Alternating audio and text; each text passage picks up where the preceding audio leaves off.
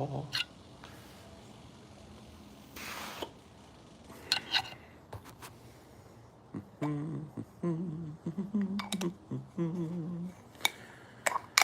bum bum bum ba ba ba ba bum ba ba ba. Dun dun dun dun da da da da da da da. Dun dun dun dun dun dun dun. Dun dun dun dun dun dun.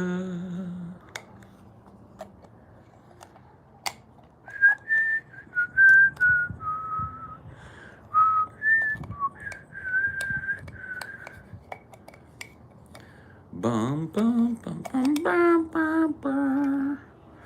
Burr, burr, burr, burr, burr, burr, burr, burr, burr. Dun, da, da, da, da, da, da, da, dun, da, da, da, da, da, da, da. Bum, bum, bum, bum, ba, ba, ba, bum, bum. I'm just gonna hum the Jurassic Park thing for the entire show. The entire show.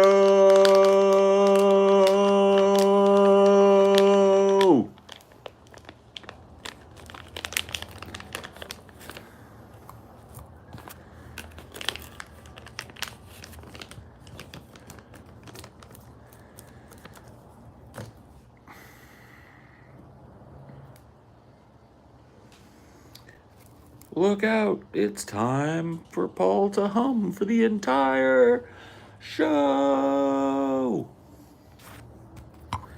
Want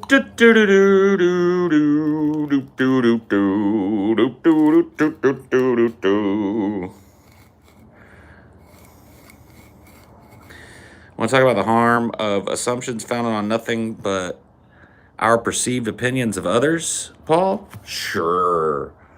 Let's talk about it.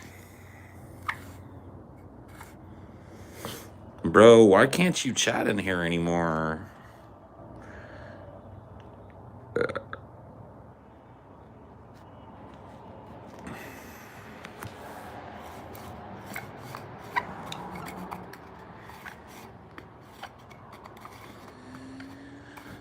Bum, bum, bum, bum, bum, bum, bum, bum, bum, bum, bum, bum, bum, bum. Bum, bum, bum, bum, bum, bum, bum, bum.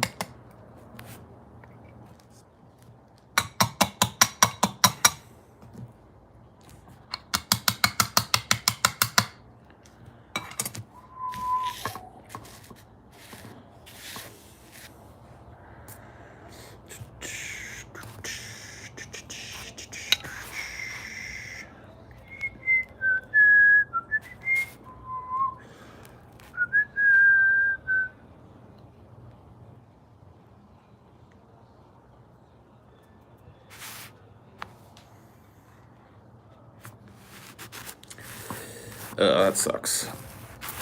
Sucks when people call out. And it leaves the people that didn't call out fucking with extra work and shit, but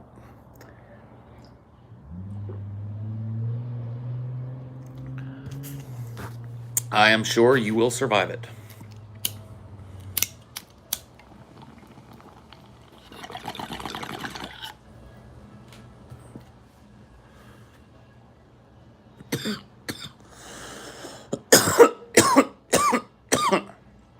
Huh?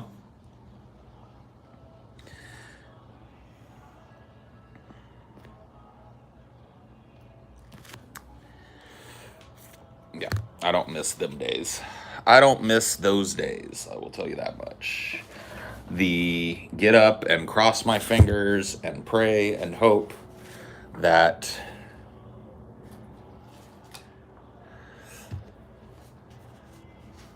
everybody that was supposed to be there will be there today. So that it's just a normal butt fucking and not an ultra dodeca fucking booty pounding extraordinaire.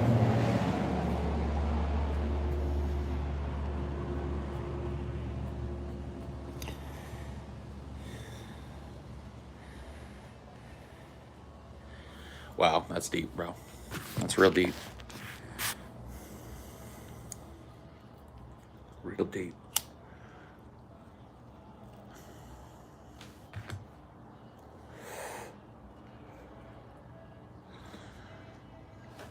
So I've got an idea for our next inside desktop stream that I'm going to do. I started playing around with the new ruler creator thing in Crusader Kings. And I've decided that we're going to play as TJ. I'm going to create TJ. Like character flaws and all. Go in there and get the psychological profile of TJ correct. The perks and the downfalls. Plop TJ into fucking pre-medieval Europe and see what happens. Let's plop him down, see what happens, see how he does.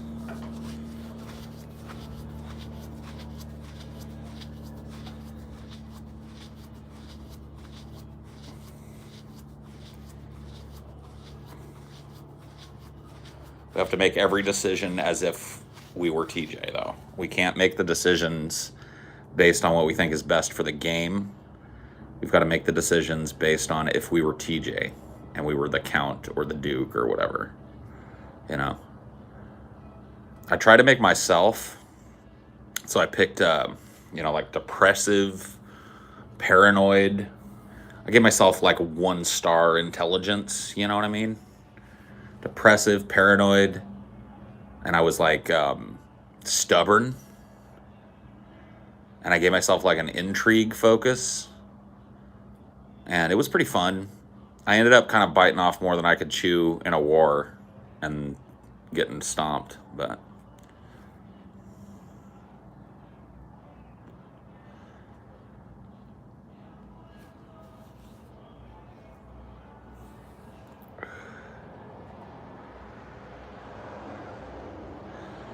wait, what is this? Just a game. Just a game where you can create a ruler and then you have to govern as if you're the ruler of a country or whatever. Yeah, video games. Vidya.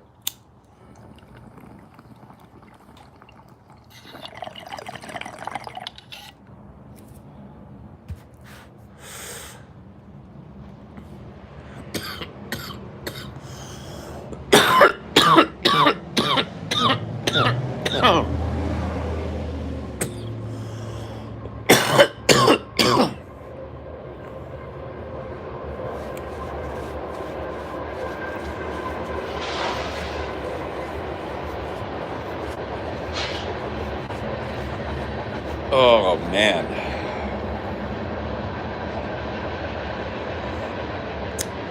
Bum, bum, bum, bum, bum. Bum, bum, bum, bum, bum, bum, bum, bum, bum.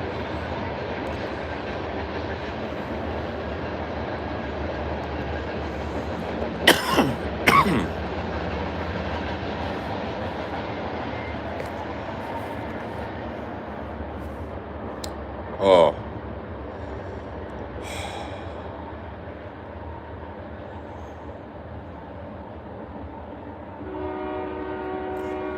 Nice toot.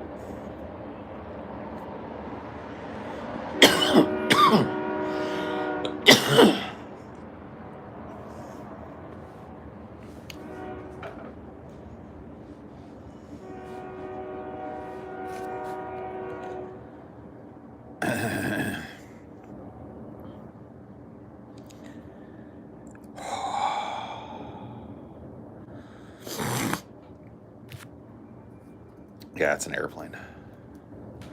It's a rocket ship.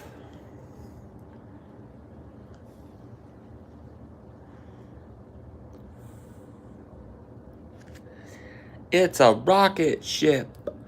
Pew! Have you been saved by Jesus?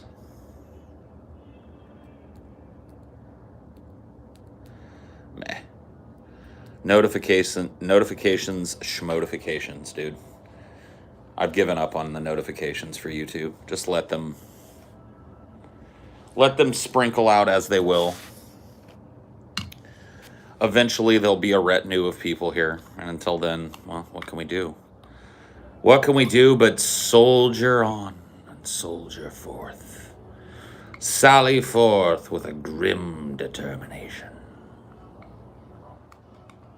How do you know if you've been saved by Jesus? I don't know. I think you gotta like fucking, you gotta ask him to be saved, right? Gotta do the whole altar call thing. Gotta go up there and say, "Save me, Jesus."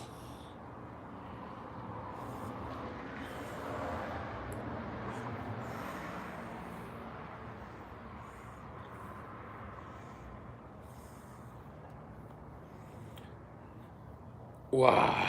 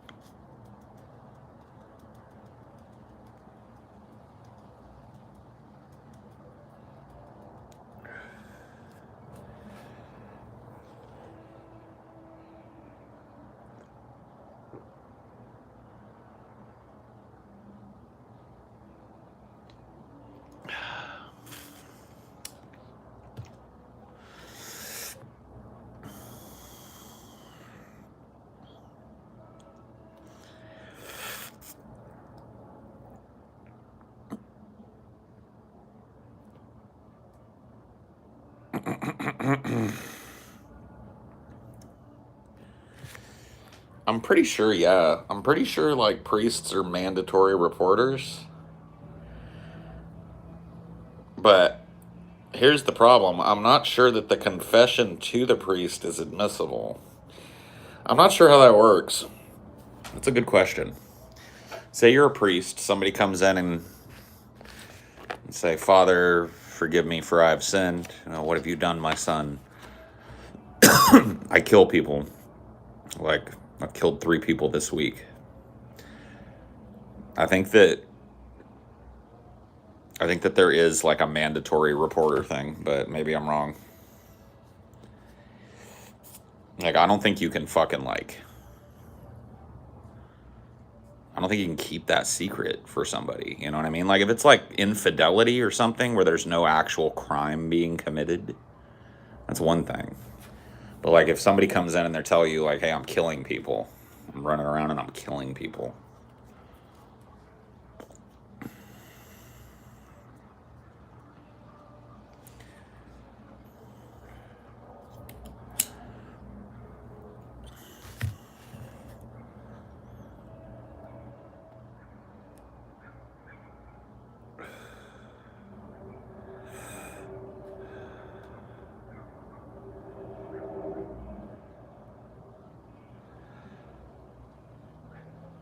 Yeah. So they are considered mandated reporters by law. So if somebody comes in and says, "I'm abusing my child," or "I'm raping people," or "I'm murdering people," a priest is a mandated reporter. So that whole idea that they can't talk about what they hear in the confession booth, probably true for 99% of the confessions that they hear. But if you happen to confess to a dangerous, deadly crime or something, your ass is going to jail.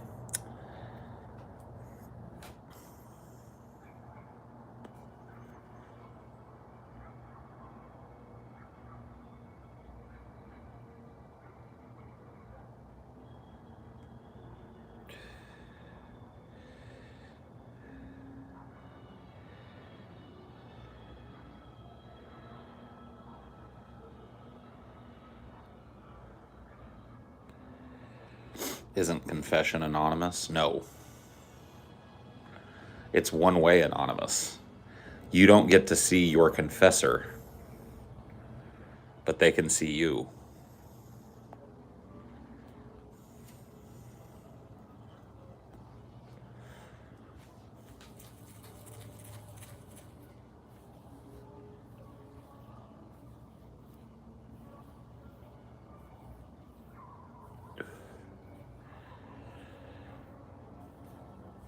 Yes, priests do give confession to one another.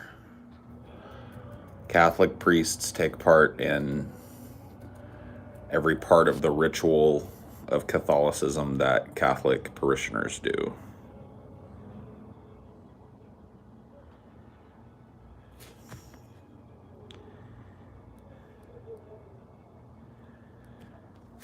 Priest on priest action.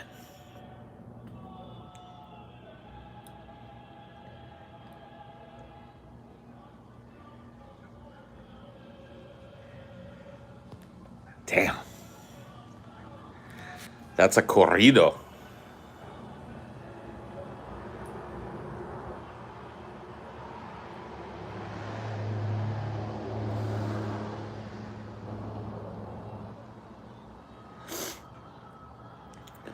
Sounds like a tequila night over there.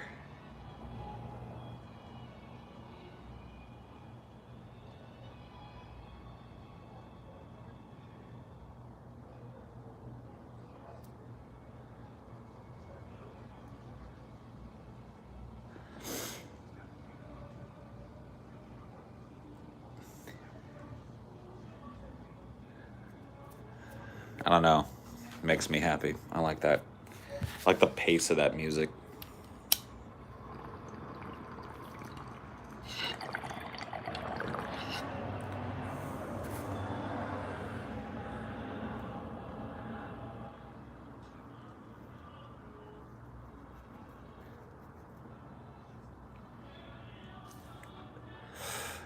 Ah.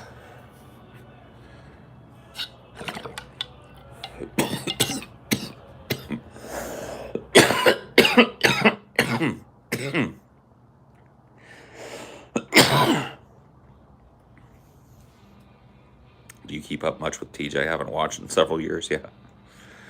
Yeah, TJ and I still do a show together.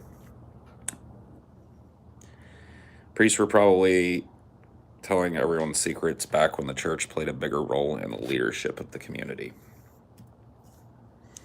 You think? You think? You think so? We're tattletelling? You're probably right.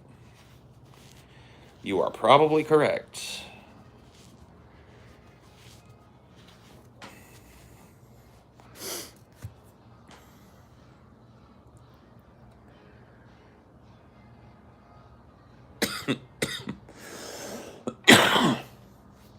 Blah. What a disgusting day it's been. Polluted ass day. Disgusting, polluted day. Air quality index is like fucking off the charts today. It's one of those days where I probably shouldn't have spent as much time sitting outside as I did.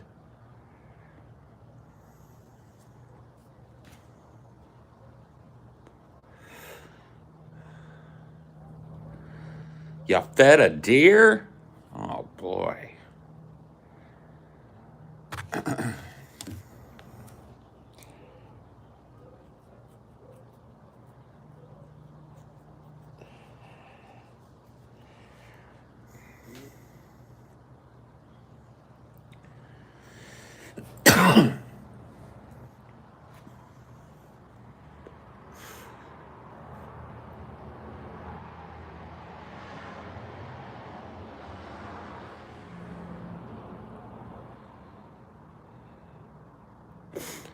Which city do you like more, Paul? SF or LA?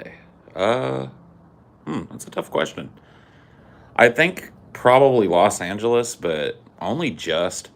Like San Francisco to me is a nicer city, I want to say. Like it's definitely like situated in one of the most beautiful areas in California. It's got nicer weather than LA does. If LA's, kind of hot, San Francisco typically isn't. But LA is just, there's something about that place, man. Growing up around that city and being in it so many times over the course of my life has led me to believe that it's a place where It's a place of extremes. I've had some of the best times and most memorable times in my life in that city. And I've had some of the worst bottom of the barrel times in my life in that city. And given the amount of time that I've spent in it versus the amount of time that I've been alive, that's pretty fucking crazy. There's something about the energy of that place. It brings the best out of people, it brings the worst out of people.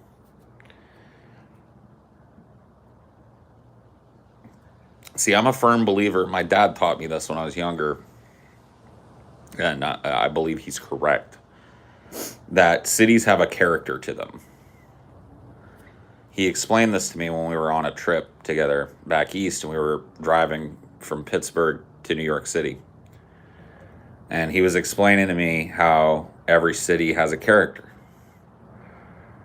And the people that live within it all express different aspects of that character. And the character of a city can lead to massive changes in the way that people deal with one another and the types of things that happen in that city. And it may seem like a foregone conclusion to some people. To other people, that's a revelation. To me, it was a revelation. LA's crazy, man. There's just really no way I could choose San Francisco over it.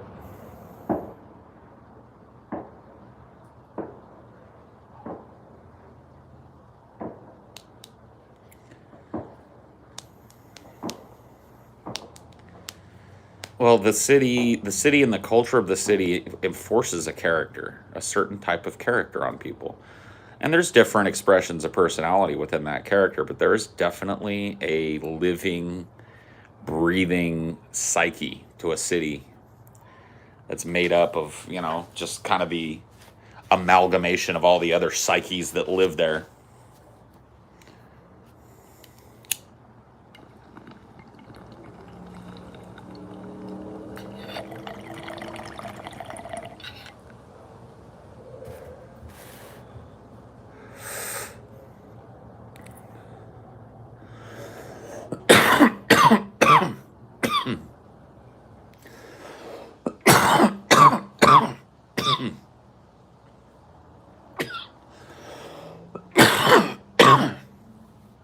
Fuck you, buddy.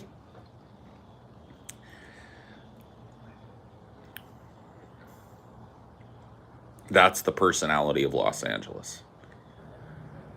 In one sentence. Fuck you, buddy. There is a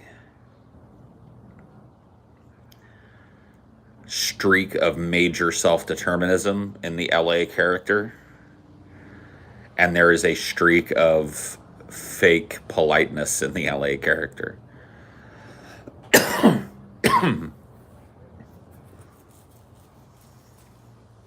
There's a sense of heightened emotional amplification when you're in Los Angeles and the surrounding area. You can feel the pressure cooker. Yeah.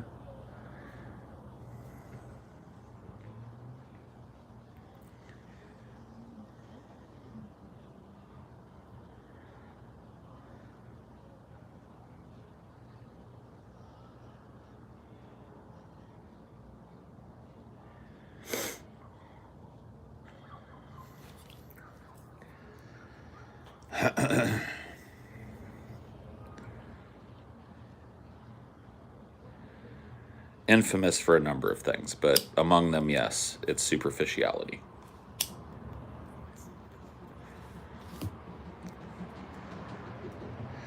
Fuck you, buddy.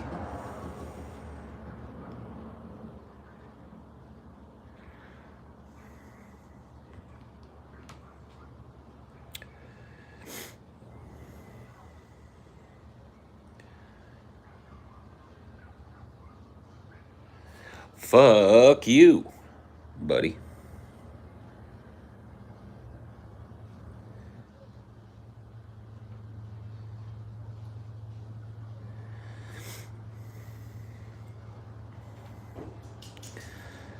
LA makes most cities seem like a ghost town in comparison. That's kind of the point. Hello, D. Hello there, Mr. Goatee. And hello there, you. You make that beer look tasty. Do you want one? No, I'll pass. Thank you, though. Oh, maybe I will have one in a little bit. Just a little bit. Huh? Just a little bit. Yeah. A cold brew sounds kind of good. That sip you took, it looked great. Like I was having a beer commercial. Yeah, you had a beer commercial sip just now, dude. You walked out and the light was like all framing you from behind, and you were just like, you turned profile to me and you were like, I don't know if you did the but beer commercial sip, man. You sold me a Modelo. I'm gonna go get one. Yeah, I can go get it for you, baby. Oh, that's all right, baby. I got you. You just sat down. Modelo time.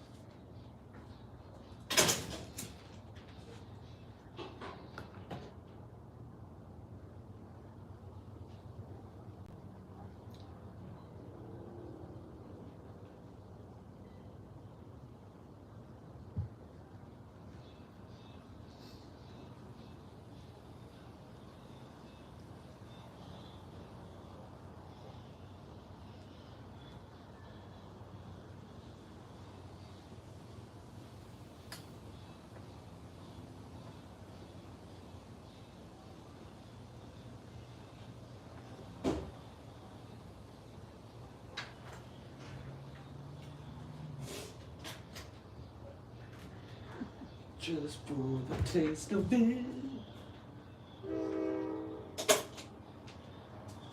I haven't had a beer in a hot minute. I think the trip was the last time we were in LA.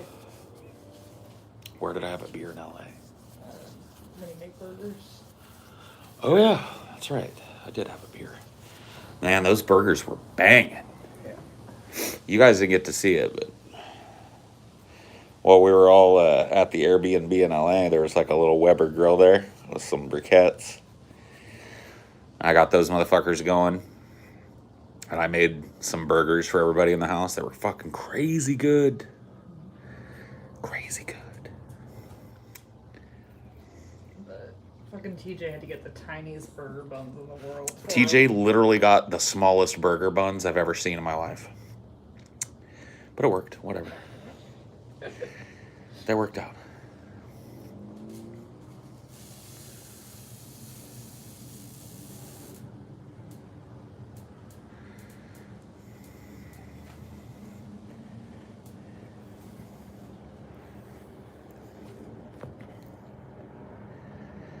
Won't you and TJ compete for best burger? I don't think TJ competes. I think TJ has given me the best burger crown. I think Scotty would claim that he makes a better burger than me, but he'd have to go heads up with me. Scotty's never gone heads up. So maybe he can beat me at the burger game, but what do you think the test should be? Should they all be the same recipe and do it based on cooking ability, or no? From the ground up?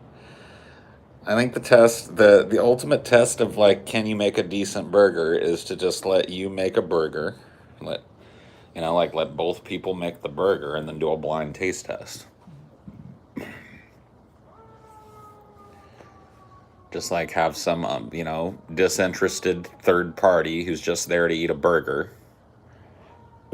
Give them the burgers in whatever order. Have them pick their favorite.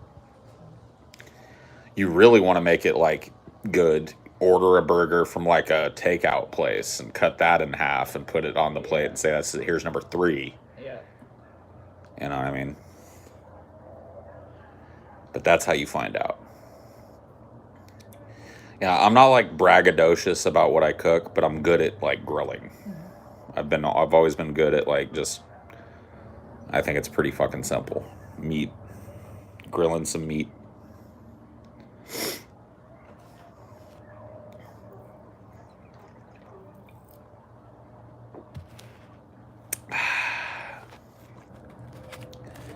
Now you want a burger? Yeah.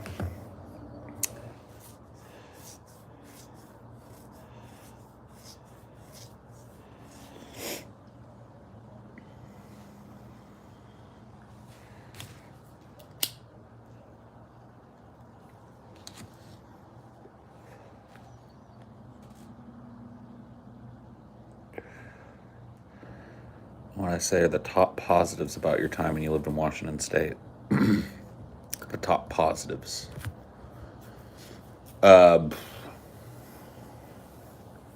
Okay. I don't know. I mean, like, living in Bellevue was really neat.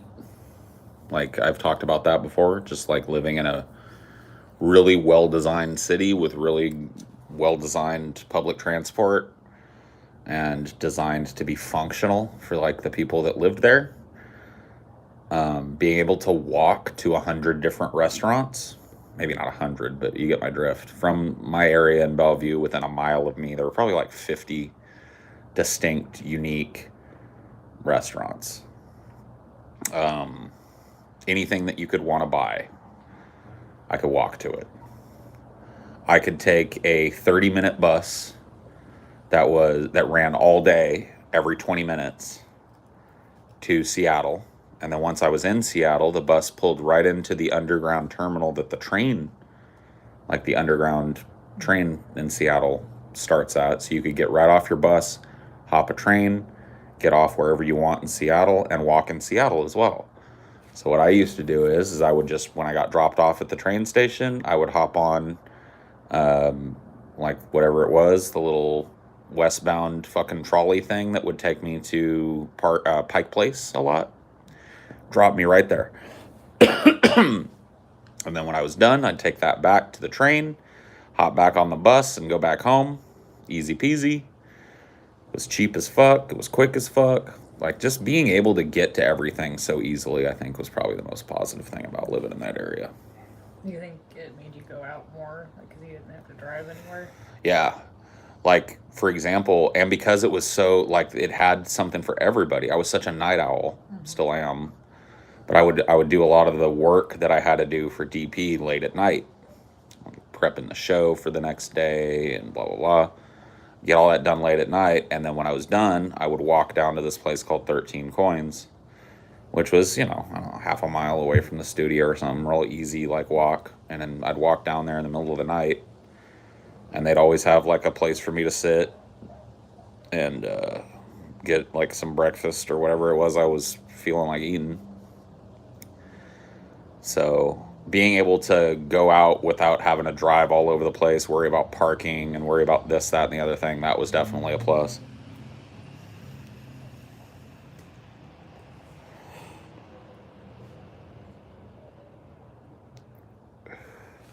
Like, I lived right by a movie theater. So, like a giant mall that had a big IMAX theater in it. So if I was just like off one day and feeling the hankering to go see a movie, I could go down my elevator and walk to the movie theater in less than 10 minutes. And just like see, like, all right, what's planned? Okay, in half an hour this starts. All right, I'll just buy tickets for that. Fucking wait around, play some video games or something at the arcade for a minute, come back, go in to see the movie, and walk back home. It also made me drink a lot more. You can drink a lot more when you don't have to worry about driving everywhere. When you go out, you miss the Seattle Bellevue life. Yeah, I mean, it was parts of it were cool. I definitely don't miss the expensiveness of it. I'll tell you that much right now.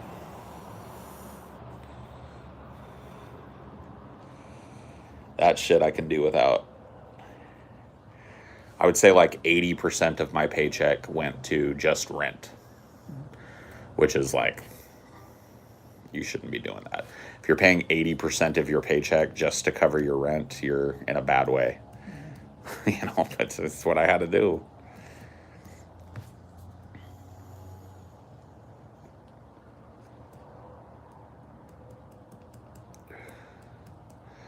Yeah, you were able to walk to your job, which was interesting. I've never had that ability. Like, I've never had a job where I could just like, all right, I'm going downstairs to go to work. It's like, whoa. Living in that type of city facilitates that sort of thing, I guess.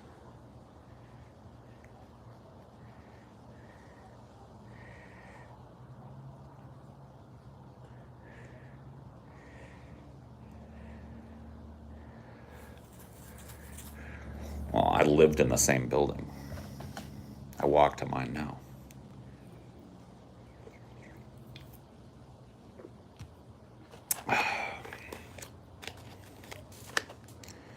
Bzz.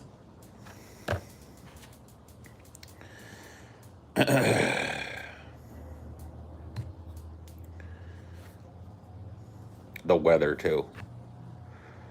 Washington weather is just head and shoulders better than anywhere else I've lived. I guess now, not anymore.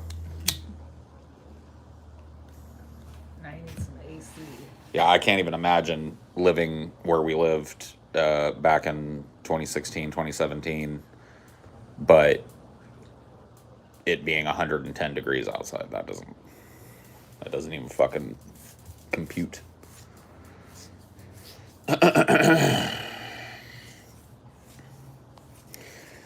Dude, the world has gone fucking topsy-turvy. Canada is on fire with the hottest temperatures ever recorded there, and Texas almost froze to death. Everything's flipping.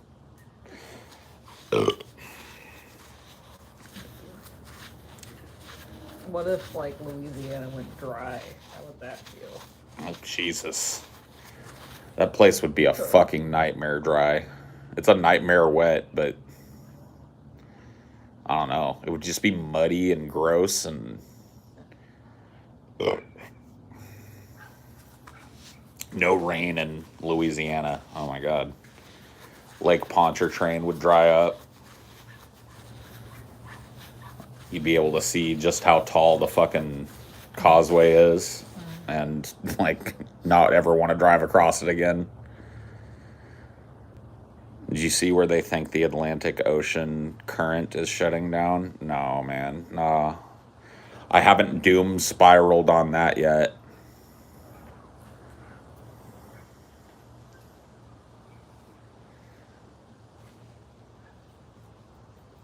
But that sounds great.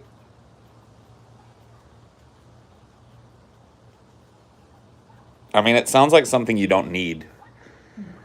An ocean current just sounds like something you don't need.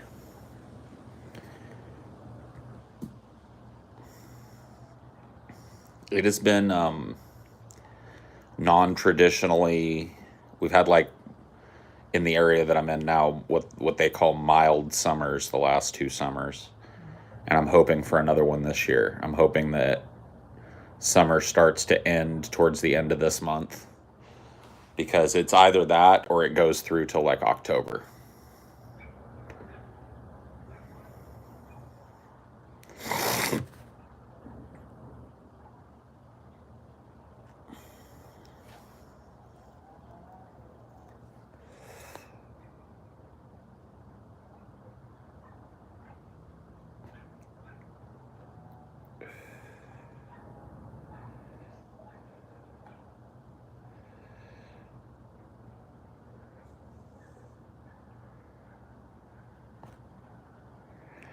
No, we don't need a current. Guys, quit bitching about the fucking Atlantic current dying, okay? Quit whining. We don't need any currents. That doesn't have anything to do with how oxygen and life is circulated throughout the oceans and shit, okay? We don't need currents. A big stagnant puddle is fine.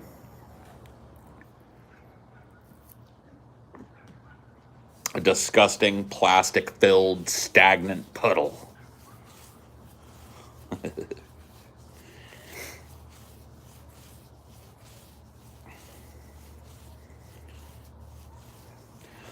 I came up with a way to sneak into New Zealand. Yeah. We would have to do it separately, though. We'd have to pull the same trick twice. You show up, you fly somewhere in, like, the Philippines, and then you take an undocumented boat that drops you off somewhere in Australia or New Zealand. and then you wander around and claim that you don't remember who you are, but all you remember is you're from New Zealand. Had an accident, woke up on the beach, got a bump on my head or whatever. You have to get rid of your fingertips too, because they'll be able to like take your fingerprints and probably match you up and go like, hey, you're not from New Zealand. Your plan is way too complicated. Is it? Yeah, well, we just have to get divorced, both find a New Zealander to marry, and then divorce the New Zealander and or marry. We stay married, but it's like they're a couple and we're a couple. We just live in like a two-story. I see what you mean. Yeah. We lock ourselves into a fake marriage. Yeah, but we do it double team. So like the two people that we're marrying are actually in a relationship. We're actually in a relationship. Shit. We all live in the same house. Okay, I don't like the live in the same house thing, but everything else I like. Well, just at first until it's like established, and then when they stop checking, then we. Yeah. Yeah, that's a good idea. Get divorced here. Marry. Find some New Zealanders that are willing to straw marry us. That's way better than like, because I was talking about like cutting my fingertips off and being like, the last thing I remember is the fish nibbling upon my fingertips. But you're able to get in there and I get to keep my fingers. That's way better. Wow. Dude, I felt hella smart earlier today. I was like, hell yeah, dude. And then like you were just like, pfft. I mean, you could do that, I guess, but why don't you just get married over there? It's like, oh yeah. Well, we know one person already. So you could marry Mendacious C. Yeah.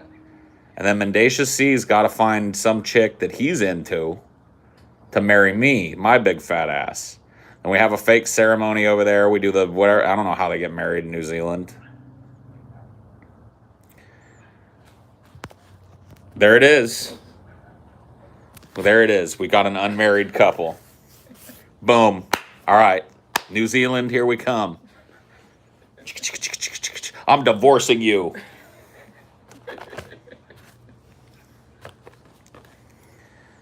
That would work, though. Yeah. We just admitted our plan. Those just leave the stream. Yeah, this stream's gonna go. Ixnay on the Bixnay. The stream has to be deleted, but other than that, that's a good plan. What about Dunna? What about DNA?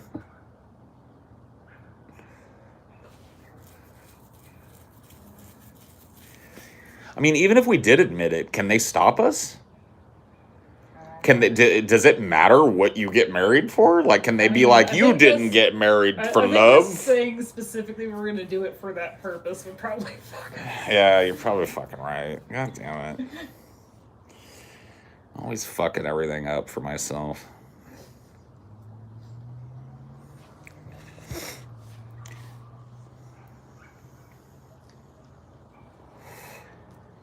Yeah. I'm pretty sure that there are some fucking pretty easy rules for that, like in New Zealand. If you're marrying somebody from another country, they can become a fucking New Zealander probably way easier than if you were trying to do it traditionally.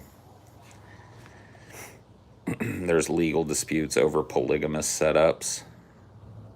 We're not talking about polygamy. No, we're talking about straw marriage. We're talking about marrying somebody else's sweetheart and then, in the eyes of the state, remaining married to said sweetheart.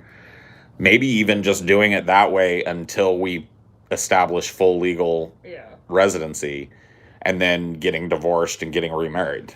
Yeah. Of course, now we're fucked because we've said it. And they're going to play this at our immigration hearing and we're fucked.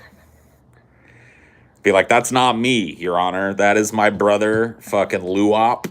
He's a piece of shit. He looks just like me. He's got crazy ideas, but I got married for love. Okay?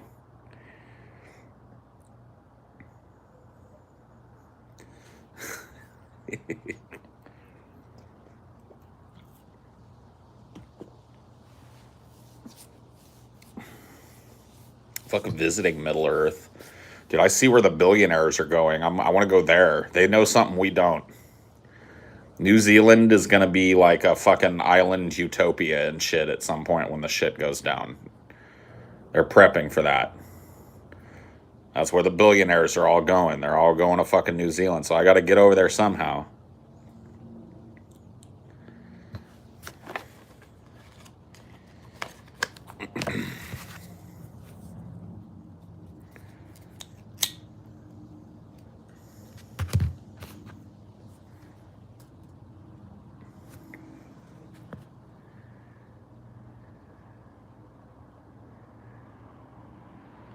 A young player in my football team's having trouble with our government recognizing his relationship to his Kiwi partner. He's from the UK because she's living away at uni while he's still here. Oh. Why would you go to school outside of New Zealand? Yeah. Why would you ever risk leaving New Zealand if you had New Zealand residency? Fuck that. No. I mean, I'm sure people travel all the time there to go to school. Probably pretty common, I would imagine. But not when you're trying to like support the immigration of your boyfriend. Yeah, no. That might not be the best timing. Fucking Kiwis.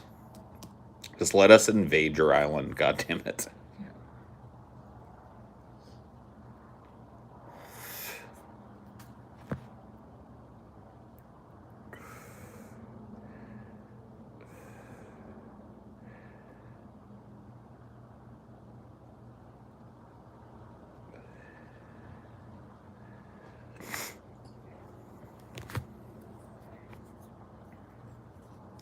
Weren't they the ones that had the stupid tank?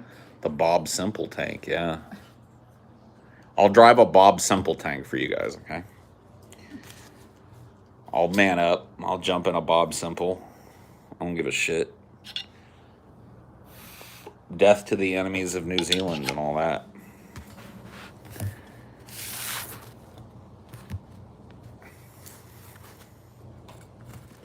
I mean, at this point, you really shouldn't necessarily feel bad for a person that had the chance to get fucking vaccinated and ends up with fucking COVID. It's like, get yourself the fucking shot, idiot.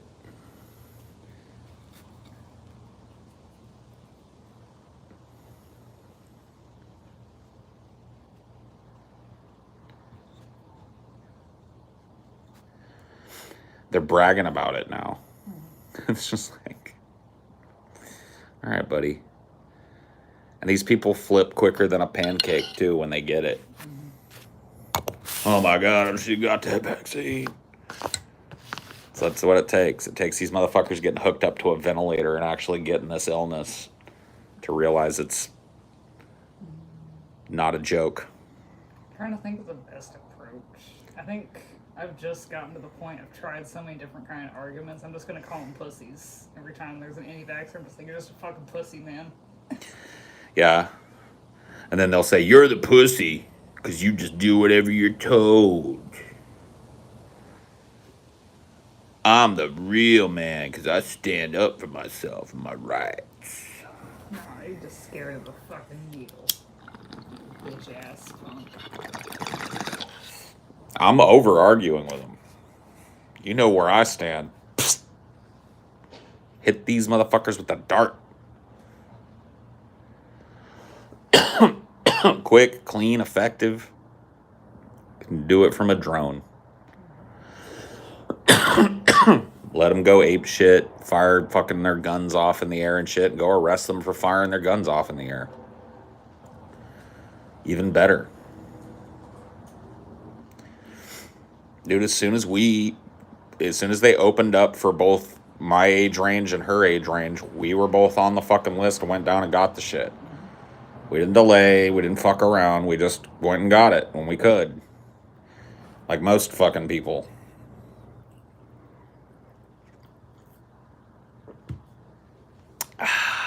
Man, that beer was a great idea. Yeah. It was cool and it was refreshing.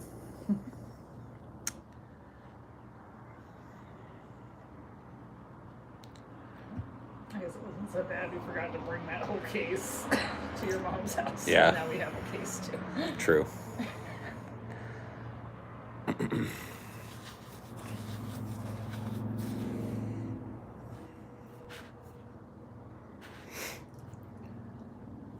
Should they be imprisoned for knowingly spreading COVID?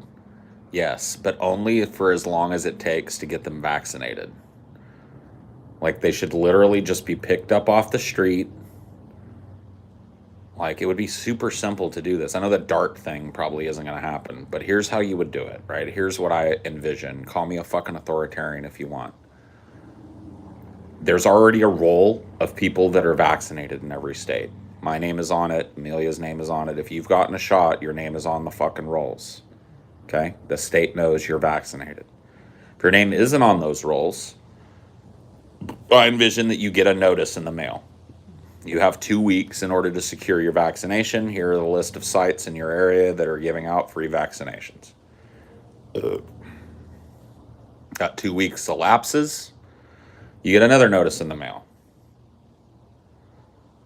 This notice has a penalty attached to it. $750 fine if you don't get vaccinated by the end of this week.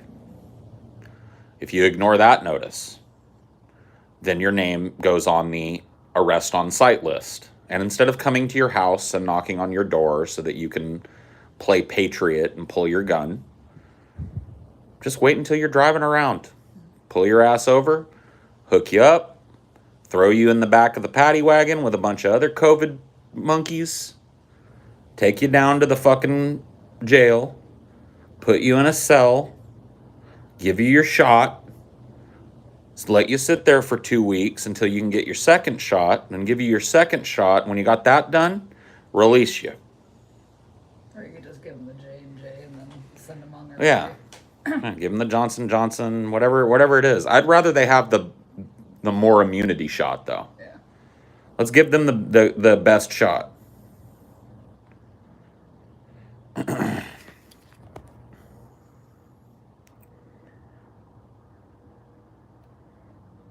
Yeah. You're ignoring a key point, though. You're ignoring the fact that the people that have been vaccinated that get the virus don't go to fucking hospital for it. It's almost uniformly people that don't get vaccinated that end up hospitalized with COVID on ventilators and shit. Given wheezy, fucking interviews to the news about how they should have went and got their shot. So you want to ignore that, go right ahead. Like, people still get the flu, and there's a flu shot, too. The idea is not making you totally fucking immune to a disease, necessarily. The idea is making you inoculated against that disease. And then in areas with higher vaccination rates, you're going to see more people vaccinated in the hospital just because there aren't as many unvaccinated people. Right. If there were more unvaccinated people, the hospital would be overrun with them. Yeah. It's like people were like pointing to Israel. It's like, look at how many vaccinated people are in the hospitals. Yeah, because it's like fucking 90% of Israel's vaccinated.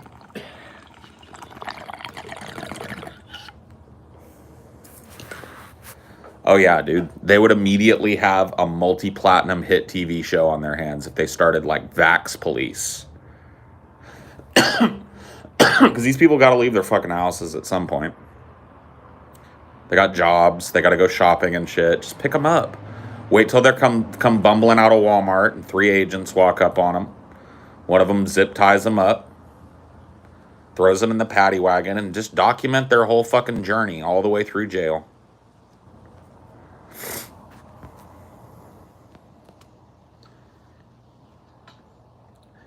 Forced injection is not retaliation.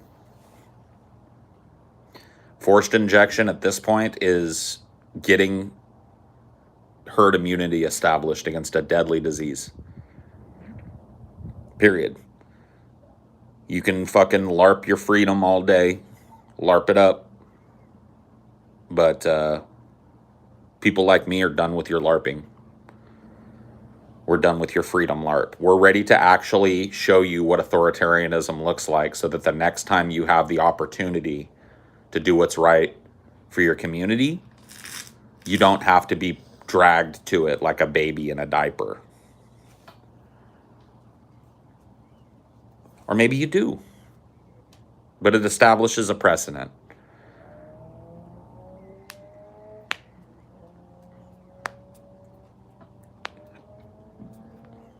They're already fucking calling us communists, authoritarian, fascists, whatever the fuck.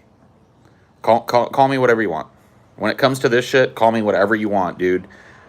I wish every fucking day that I lived in a country that was smart enough to enforce a vaccine mandate and hold it fucking accountable.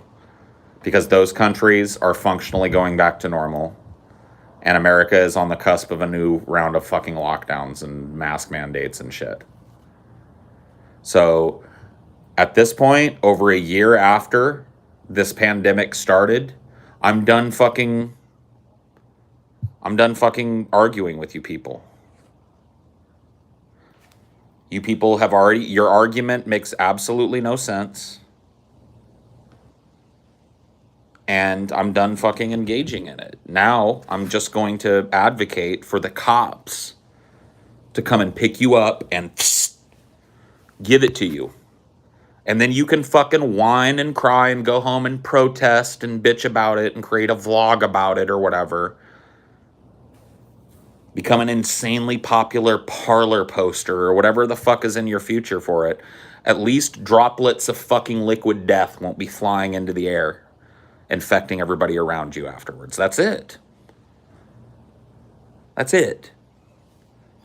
You get 1 or 2 notices in the mail reminding you that it's time for you to go get your goddamn fucking vaccination, and if you ignore those, a cop picks you up off the street, takes you to jail, and you're in jail for 2 weeks because you got to wait to get both doses. That's just the way it is. You don't get the Johnson & Johnson. You get both doses, which means we got to hold you for 2 weeks because we don't want to give you half your dose and then have you run away. We're going to make sure you're fully inoculated and then release you on your own recognizance. There you go, with a nice fat fine to pay. Yeah, well, you could have gotten it for free, but now you're paying whatever. Could have gotten it for free, but now you're really paying because you probably lost your job and whatever savings you've got is going to go to pay this fine back. Kind of wish you would have went and gotten fucking the free one at Walgreens, huh? Uh-oh. There's no argument for this. This is established epidemiology that's like, this is not some new fucking idea that people are arguing against here. This is how we functionally eliminated smallpox, polio, measles, and mumps from the fucking United States. This is how we functionally eliminated chickenpox, which is something that when I was a child, I went and got. My parents made sure I was infected on purpose because there was no inoculation against it. Now there's an inoculation against it. So this is not something that's up for fucking discussion anymore with your dumb asses. This thing has killed over 600,000 people in this country and will probably kill over 1 million people before this is over because your dumb asses are too stupid to go get a shot. So I'm done arguing. You've had your chance. You've had your opportunity to pick up a book and read, to listen to a scientist. And if you've decided that you're not going to do that, you don't get to spew liquid death all over everybody. You get picked up, you get taken, you get put in a nice little cell with a cellmate, and then when you come out, oh my God, you can fucking preach up a storm against the government and how they fucking abused you. You know who's going to care? Other people that are in your position and nobody else.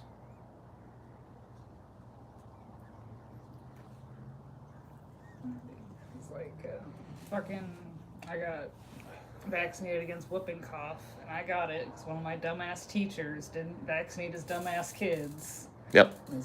He brought the fucking whooping cough from his dumbass kids into the school. I got whooping cough even though I was vaccinated. Yep. My mom vaccinated against whooping cough, got whooping cough because she volunteered at a church that had an unvaccinated kid that spread whooping cough.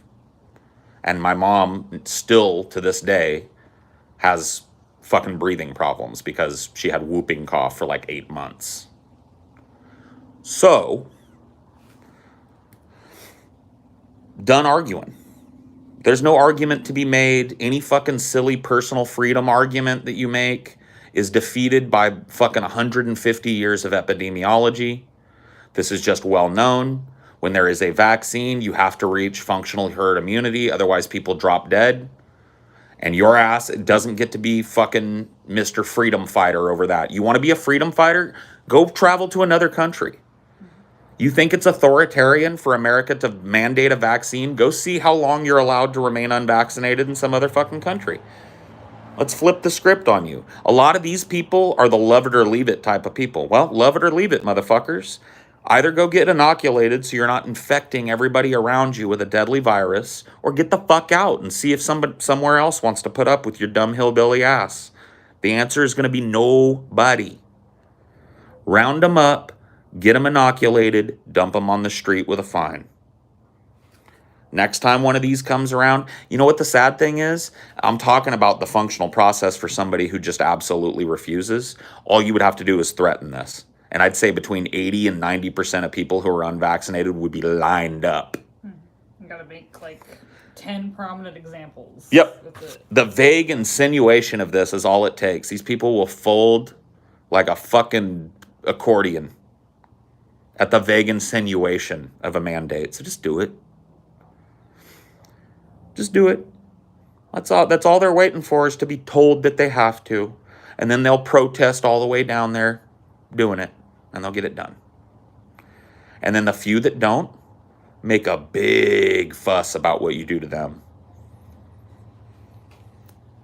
Here's somebody that, despite repeated warnings and repeated fines, ignored everybody's fucking attempts to get them freely vaccinated.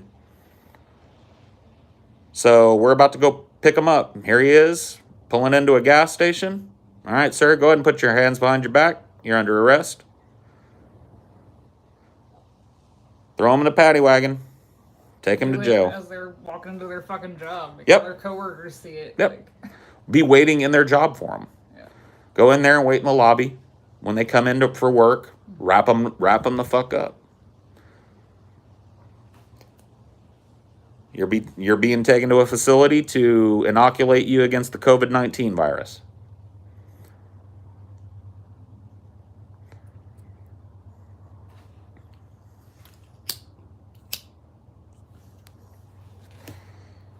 I'm just done with your argument.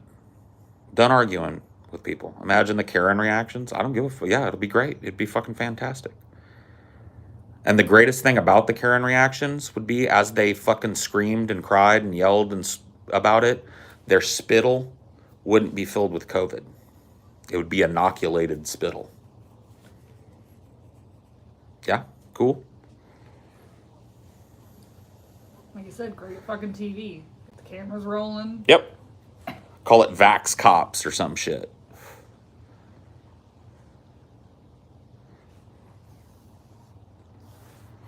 I don't even really think this kind of heavy-handed shit would be necessary. Just put restrictions. Travel restrictions on people that aren't vaccinated. If you're caught outside of your state, you're arrested immediately. You're caught fucking traveling anywhere other than to or from work, you're arrested immediately. Make people functionally fucking stay home unless they're vaccinated. Just put some mandates in place. Start enforcing them. That's it. That's all that you'd have to do to get like 85, 90% of these fucking people. Yep, vax passports. You don't get to go anywhere. You don't get to travel. Vax requirements to enter any kind of fucking venue, whether it be a theater, a fucking Disneyland resort or some shit. Just do it all. You would see 95% of these people lining up at the Walgreens to get their jab. It's like there's more and more workplaces requiring them. There's more and more colleges. You're just not going to go to college and not work. But a lot of these people probably don't have a problem with that. You ever think about the long-term effects of hysteria, or are you just blind to reality because you'd rather not think and just pretend you have power over people? What do you mean the long-term effects of hysteria? So explain to me what you think is hysterical about 600,000 people being dead. about 1 in 7 people that were alive in 2019 being dead from COVID now. I'll wait.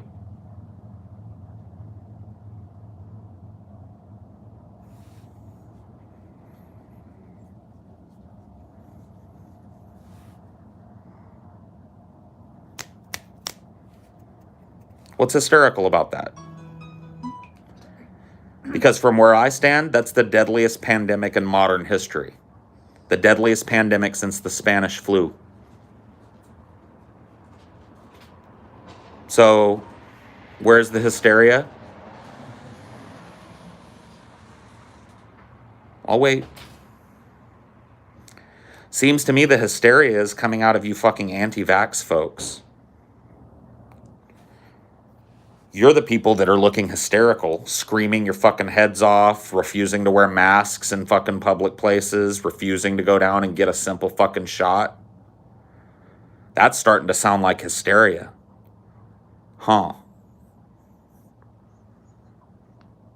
Ruh-roh. What me do? I hope it happens. I don't have any fucking real hope that it will, but oh my God, man. I hope a goddamn federal vaccine mandate comes crashing down with heavy fucking fines and penalties on you motherfuckers.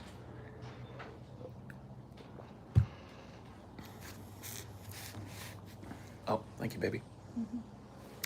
I hope.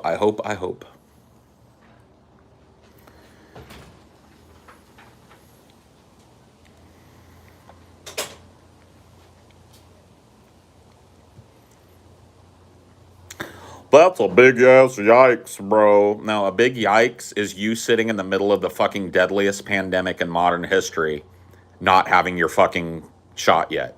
That's the big yikes, bro. You don't get to say yikes to anything ever if you're an anti-vaxxer at this point. You know what the big yikes is? When a person like you just disappears because you're on a ventilator somewhere and nobody knows. That's the big yikes.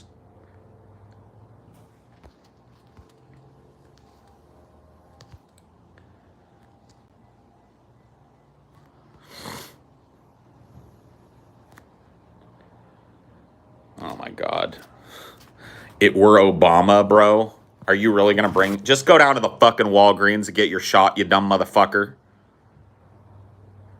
Next time you have the impulse to type out a fucking paragraph of bullshit about how China invented COVID-19 with Obama's help or some shit, just fucking get your mom to drive you to Walgreens and get the goddamn shot. Please, bro. Thank you. I'm going to nuke him next time I see him. No. Let him stay.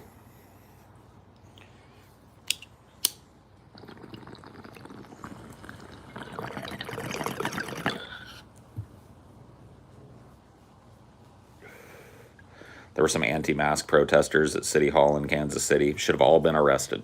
Every last one of them arrested, processed into the prison system, and forcibly vaccinated and released. That'll shut that down right away. Your ass showing up, openly anti-vax, openly anti-mask, spreading that shit around in a public fucking place. Pick them up, jab them, kick them out the door. Oh, yeah. It'd be higher than 95%. If there was a fucking $10,000 or $15,000 fine on this that was assessed via your fucking paycheck, it would be like 99% of these fucking people would go get the shot, and that'd be done. And the 1% that didn't would get their asses thrown in the fucking paddy wagon, and that'd be that. That's all it takes. Too stupid to fucking get inoculated in the midst of a vaccine, you get picked up. Just the way it is.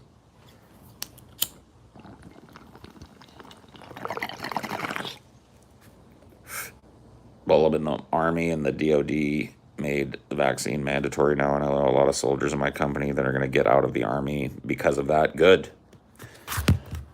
The Army should be like, all right, we understand your decision. We're going to go ahead and process you out. So go ahead and head to medical for your final checkout. And then when they go to medical, they're like, okay, your final checkout papers require a vaccination. So here we go. Oh, wait, what? You don't want, Well, I'm not going to be able to let you out of the Army here today, sir. Yeah, I can't process you out of the Army. It's absolutely against DOD orders for me to release a soldier from duty unvaccinated. So here you go. Hold him down, boys. There you go. Yeah, if you fight, you get dishonorably discharged. Yep.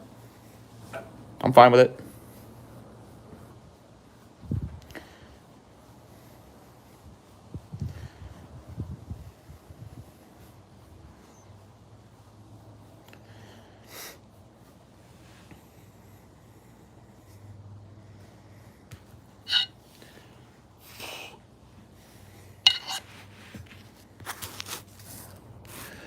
There's an anti-lockdown protest in my city. Since there was no financial aid to businesses, nobody wore masks, completely invalidated their points. Yeah, no shit. These people are walking fucking cognitive dissonance machines.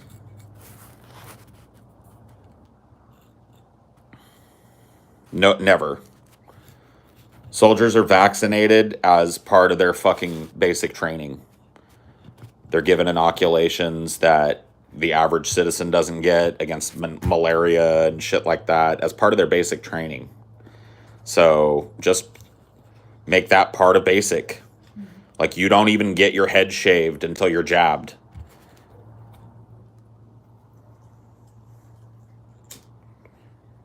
Just ridiculous.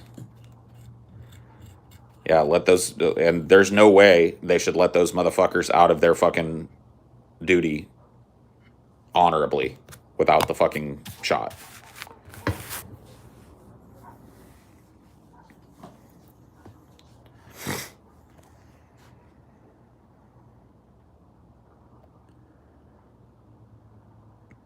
And if America ever gets bombed like Britain did in World War II, these people would leave their lights on.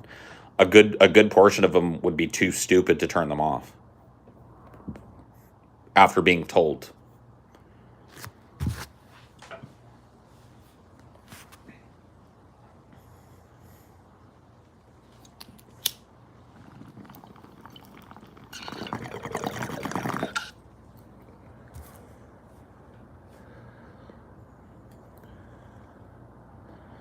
Will you watch my upcoming 2-hour project on Jimmy Dore? No. I don't think I have watched a grand total of 2 hours of Jimmy Dore. Why would I watch your 2-hour analysis of Jimmy Dore?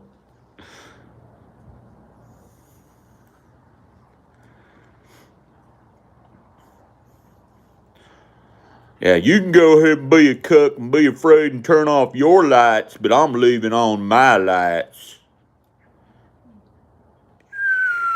And your whole fucking neighborhood gets cratered because some dumb fuck wanted to pretend that he had freedom.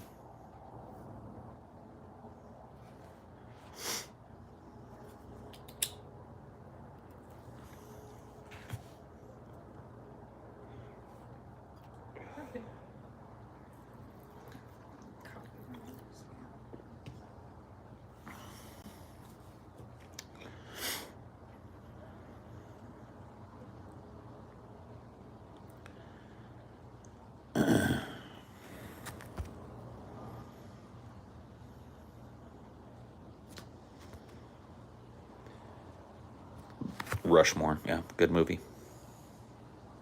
We watched Rushmore before together? Yeah, I think we did, didn't we? What was it about?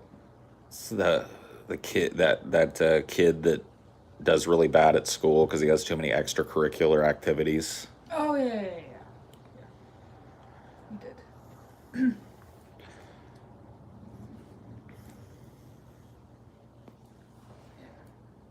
And then we watched, like, Dead Poets Society not long after that, right?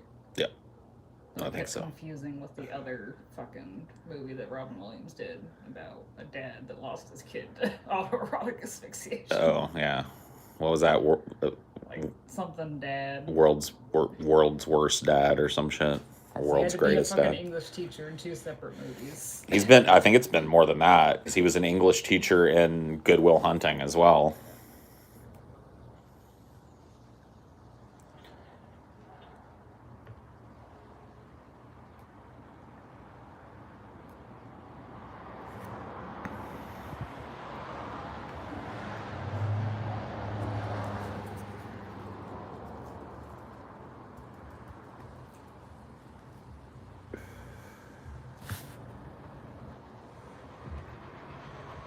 You recommend some Kafka-esque films? Sure. I mean, obviously, The Fly is very directly Metamorphosis-esque. Very directly references Franz Kafka's Metamorphosis. So if you haven't seen the original Fly, I don't think they remade The Fly, but if they did, don't watch it. Watch the original Fly. That's a very Kafka-esque film. In terms of his sort of prison of philosophy, it's kind of like prisoner of your own psyche type of philosophy. I'd recommend Memento, very Kafka-esque. I would recommend,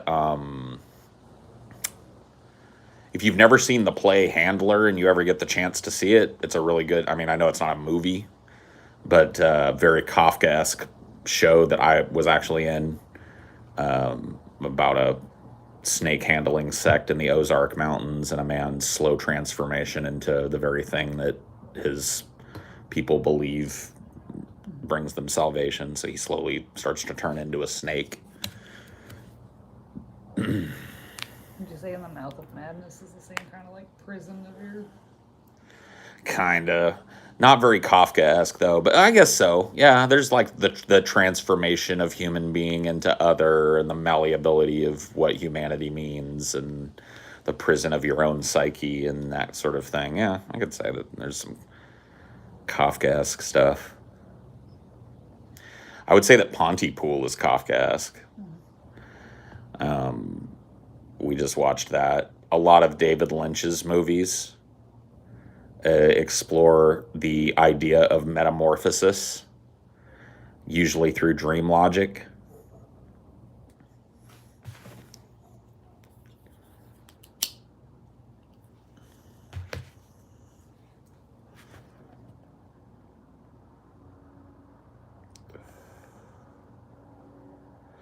Yeah, Memento really is a movie that I think you got to watch at least twice, but it's been so long since I've seen it that I feel bad even saying that, because I can't remember much about it. Why do you think Hollywood has stayed stagnant and doesn't come up with original concepts? Because you have to pay for original concepts. So think about this. If you have a functional monopoly on what people get to see as entertainment, and you find a few, workable formulae that you can work with that just prove to be a giant udder filled with money that you can milk endlessly, what impetus do you have to give a chance to a director like Quentin Tarantino?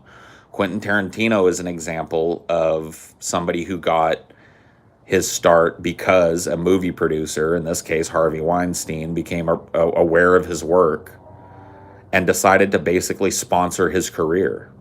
He's an outsider filmmaker that never would have gotten the chance to make his type of movie vision ever, had it not been for one of these movie companies taking a chance on him. And the reason that the movie companies had to do that is because back when he was discovered, there was not the same level of functional monopoly over the movie industry that exists now. There was still competition and multiple movie production companies that were independent, that were looking to break into film, that were looking to make films that people really enjoyed, that pushed the envelope, and were willing to pay handsomely for people who could write and direct such films. Now, with the functional monopoly, as long as you can be sure that those types of movies really aren't going to be presented by any of your major competitors because they're all doing their whatever their version of this fucking easy consumable content thing is, then fuck it.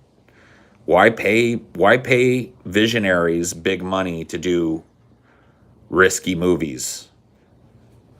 I'll give you an example of a movie house doing that, spending a ton of money and then just not being paid off for it. Blade Runner, the recent Blade Runner sequel. Fucking that movie was start to finish beautiful. One of the best sequels I've ever seen in my entire life. Possibly surpassing the original in terms of visual scope. Denis Villeneuve was absolutely visionary. Start to finish, every aspect of that film felt hyper polished and beautiful. Soundtrack, casting, with the exception of Jared Leto, out of the fucking park. That's a 9 out of 10 movie all day, right? If I were to fucking rate it. And it functionally bombed at the box office. People were not interested. Blade Runner is not, it's a niche film. It's a film that fans of like cinemaphiles, general cinemaphiles, and fans of sci-fi have all seen, especially fans of that particular kind of dystopian future sci-fi. But if you're not in those areas of general interest, if you're just a moviegoer and you're not really into sci-fi, or you're not really into the original Blade Runner, or you've never seen it, you never watched it, you're not going to go see the sequel. And so this movie company spent a ton of fucking money to make this movie and functionally didn't make it back. And so what's going to happen as a result of that? They're going to reach out less. Now, luckily, Denis Villeneuve was not blackballed for that. I think people saw the quality of his film despite its its audience reception. And hopefully Dune doesn't fucking fall in the same thing, but it is a little bit scary that it's another fucking sci-fi property based on an old book that a lot of fucking the general public just hasn't read. Talking about monopolies made me think of the worst possible thing that Disney could do. What? Live action Mickey Mouse. Oh my god, that would be hideous. I just think it's a matter of time. You think they're gonna do it? They did live action Lion King. Please, no. No real Mickey, no. That would be the worst officially, I think. I think that would be the worst. I think you're right. Originality is more, I believe now, about perspective and combining the tie of complex and simple storytelling cinematically. We've hit a peak that's only now become a substance style issue. I feel like you spent a long time saying a lot of nothing there. Yeah, he would look like Generation 1 Sonic from the movie. Just be hideous abomination of horribleness. Disgusting.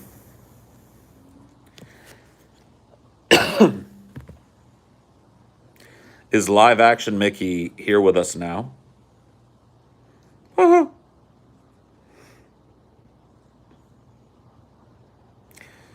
A24 is, and like as a horror fan, I'm so glad they exist because they make challenging films. And films that, aren't necessarily designed to milk a certain bracket of built-in audience. But they're a dying breed.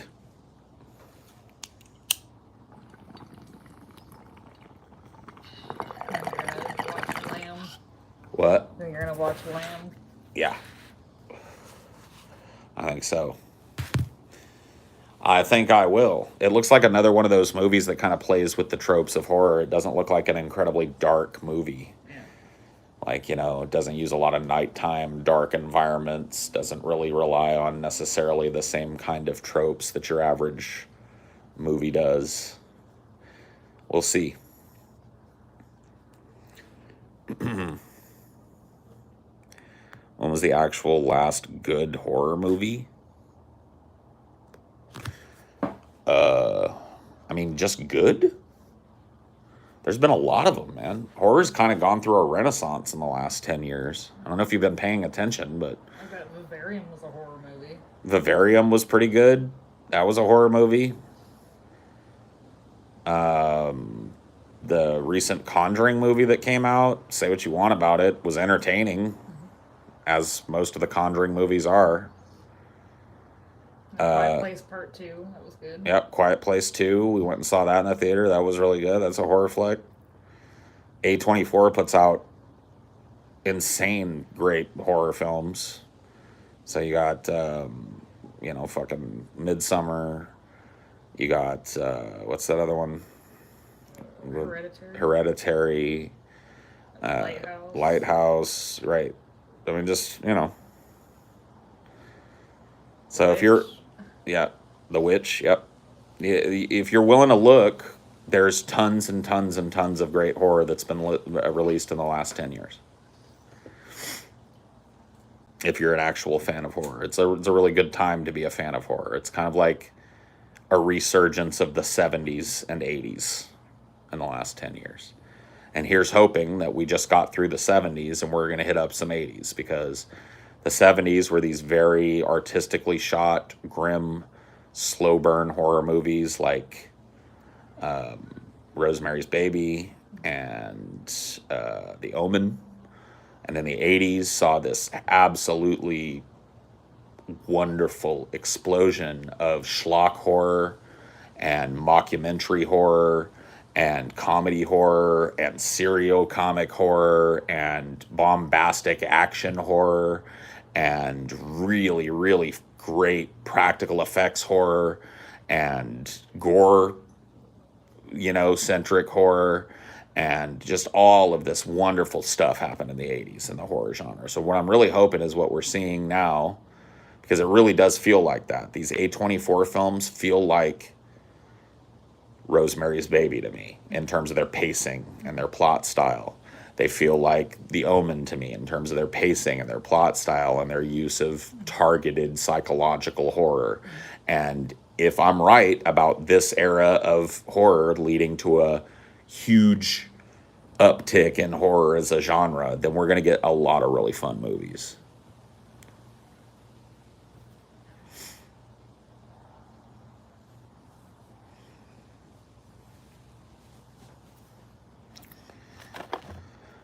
A lot of really fun stuff can be done with the horror genre. Horror is not just, spooky movie, spooky demon. Like for the longest time, I would say in like the early 2000s, late 90s, that's really what horror had kind of been reduced to. It was like either like gore porn or spooky demon porn. One of the two. It was a slasher slash torture porn, or it was there's a spooky demon in the house porn. And that's it. And that sucks. Horror just kind of like fell off. And then I'd say like around 2010, 2012, had a real resurgence with movies like It Follows. And I'm trying to think of some of the older movies that really heralded a new era. The Witch is an older film that really like. When did The Others come out? The Others, that's an earlier 2000s movie. A rare example of, I think, a good horror movie from that era. Might have heralded a new era for horror movies there. Quiet Place is way too, that's not that old. Under the Skin, good example, good example. That's another example of a movie that most people have never seen. Really Lynchian, interesting. The Babadook, yep. Another movie that kind of was one of the early 2010s type of movies.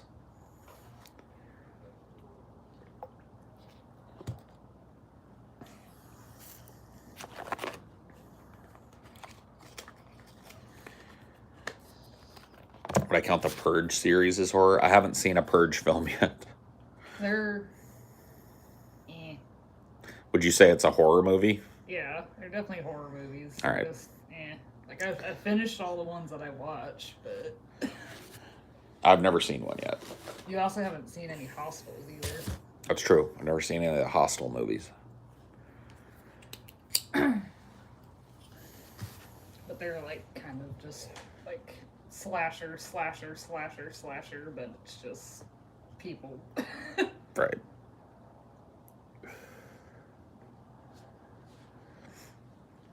I think sci-fi horror is limited to only a few types of stories. No. I think that you've seen a lot of different, like, I think pretty much any story that you want to tell as a horror writer, you can tell in a sci-fi universe. So it's limited by the same limitations that you would place on any fucking horror movie. Good examples of horror movies that use the aesthetic of good sci-fi horror movies that use the aesthetic of other horror properties. Alien. Alien is basically the Changeling in space. It's a haunted house film in space. There's a thing loose and we're trapped in here with it and we've got to find a way to fight it in space. And it works.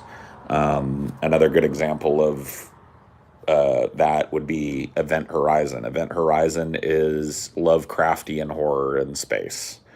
So it's basically, it could be a story that's told in like the 1700s about a ship that leaves port and everybody thinks it's lost, and then all of a sudden it shows up back at port again with nobody on it, and it's haunted, and it's told in space. It's just a good example. What about Europa Report? Is that a good sci-fi? Yeah, I mean that one's more limited to. Well, I guess you could do it like it's like a horror western movie. It's like a frontier movie, right? So you could do a western horror film, or you could do a movie like Europa Report about a group of, fucking frontiersmen, in this case astronauts, exploring life. I guess I haven't seen Life, but I've heard it has a similar kind of plot line to it.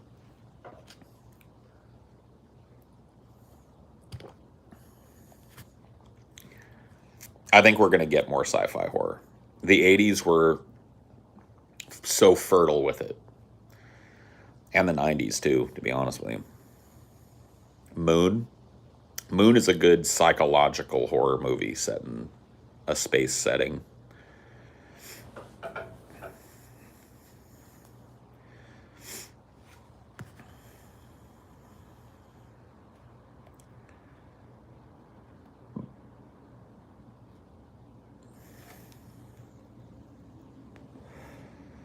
Stop with the "is this movie considered a horror movie?" Why don't you search and see what it's labeled on IMDb? Why am I of course Final Destination is a horror movie. It's a movie about people who are supposed to die in an accident, who avoid it, and then death stalks them and to take them. So it's a slasher flick, with the twist being that it's the Grim Reaper that's chasing people around. So what am I like? Yes, stop asking dumb questions. Yeah. If you feel like it's a horror movie, it's a horror movie. Yeah, seriously. If it scares you, it's a horror movie, or at least a movie with horror elements.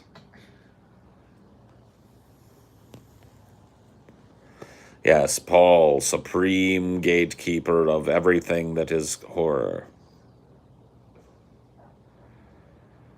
I think that Final Destination still looks pretty good, yeah. I mean, I haven't seen it in a little while, but I think it still holds up. It's still got some great scenes in it. The first couple of movies are really good. I think like 1, 2, and 3 I would recommend watching, but after that I can't vouch. I feel like the whole sarcastic horror it didn't hold up well.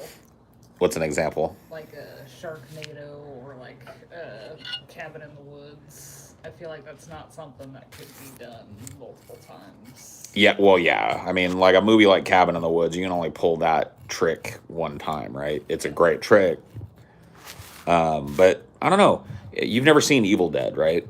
I don't think so. We should watch Evil Dead 1 and 2 to give you kind of like a thought about how seriously a horror film has to take itself, and whether or not it can be goofy, because like what's it? Is it called like those Scary House movies or something? Aren't those like kind of House? Yeah. Just House 1 and 2? Yeah.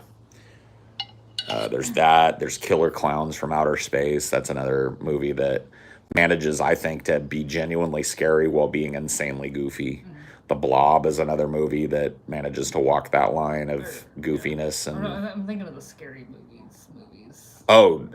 Like the comedy films. Yeah. Okay, I see what you mean. The comedy ones that are like making fun of the genre. So genre films, yeah, like genre comedies. Yes, those are dead. Thank goodness those are dead.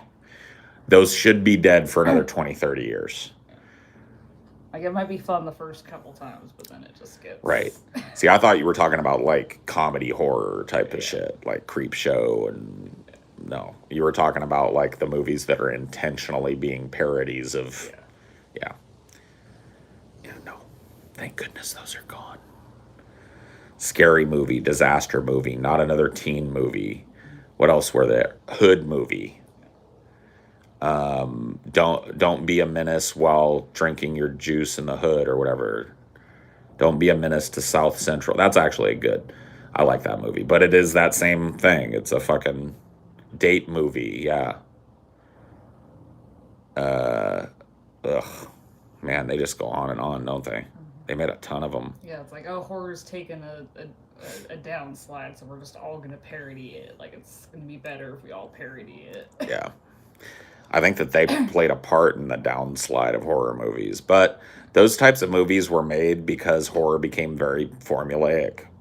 At the end of the 90s, every movie was trying to be Scream because it was so wildly popular.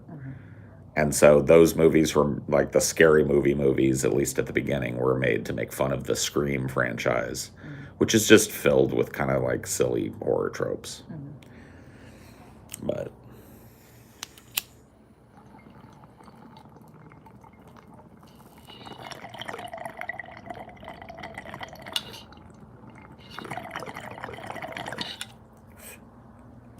Unfriended is not a bad movie. It's not the best movie, but it's not a bad movie. dude, I'll defend Unfriended.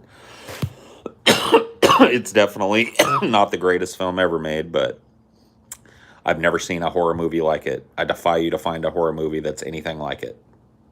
VHS is probably the closest thing. Yeah, maybe. Found footage movies, maybe, but like this is an entire movie made in OS X. It's a horror movie made in iTunes and iMessenger and Skype. You spend literally 1 second of the film outside of that. Never seen anything like that before.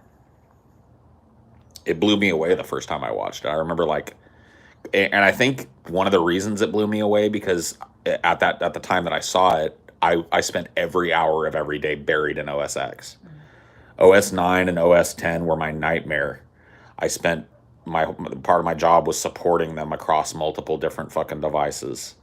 And to see a movie created in OS 10, it felt like it was made for me. The movie takes place in Fresno, California. I was just like, this is somebody knows me and made this fucking film.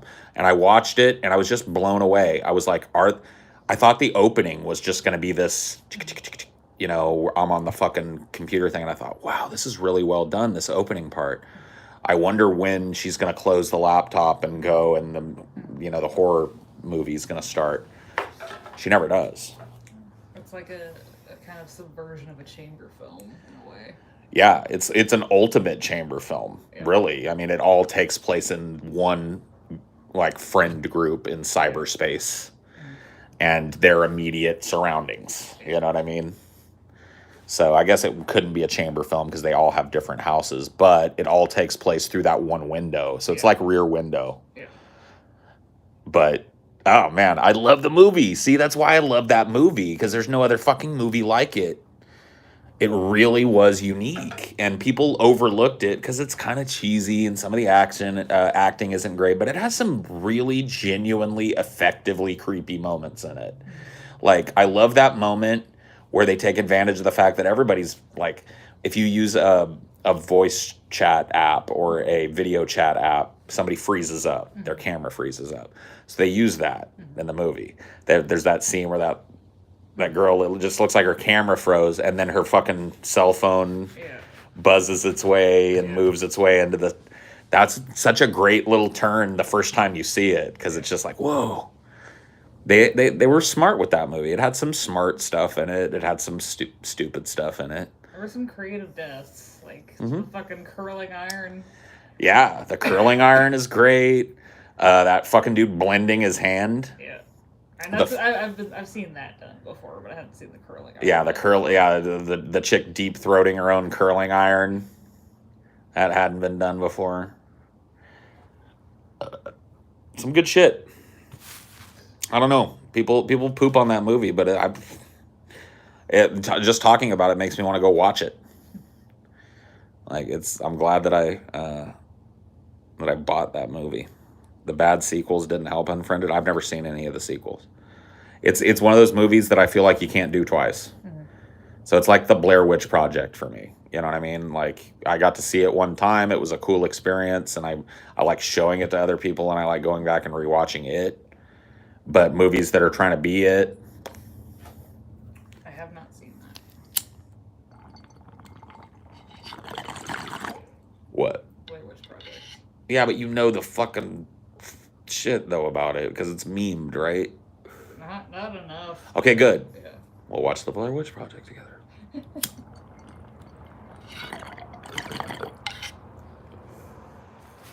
And then, once we're done with that, we can do my favorite thing and watch Blair Witch Book of Shadows together. Oh, yeah. One of my favorite bad sequels ever. Yeah, I feel like, for whatever reason, if there were a bunch of Blair Witch Project memes, I didn't associate them with that movie. Yeah. So. Well, they would be old memes for you, too. Yeah. It was mainly like, the Fight Club memes that kind of sunk me into the ether. Like, there were a lot of Lord of the Rings memes. Right. But neither of those really ruined the movies for me. Sure.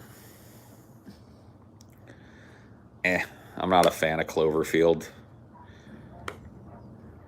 I mean, it definitely was an interesting movie. Like, it wasn't totally unwatchable, but it was kind of like the payoff wasn't great.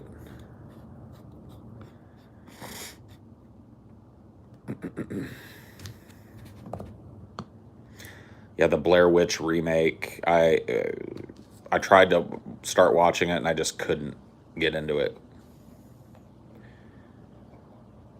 Very like shitty B movie feel to it.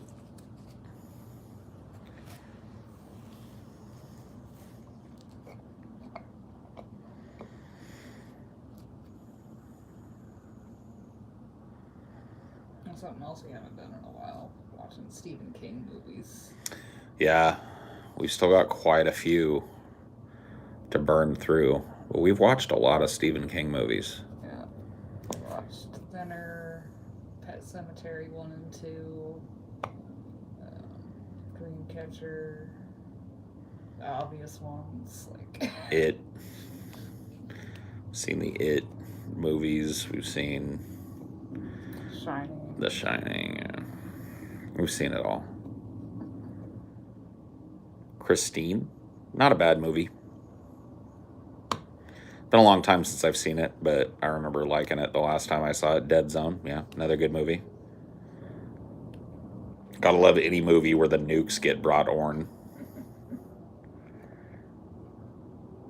Have your thoughts on It changed much or nah? Nah.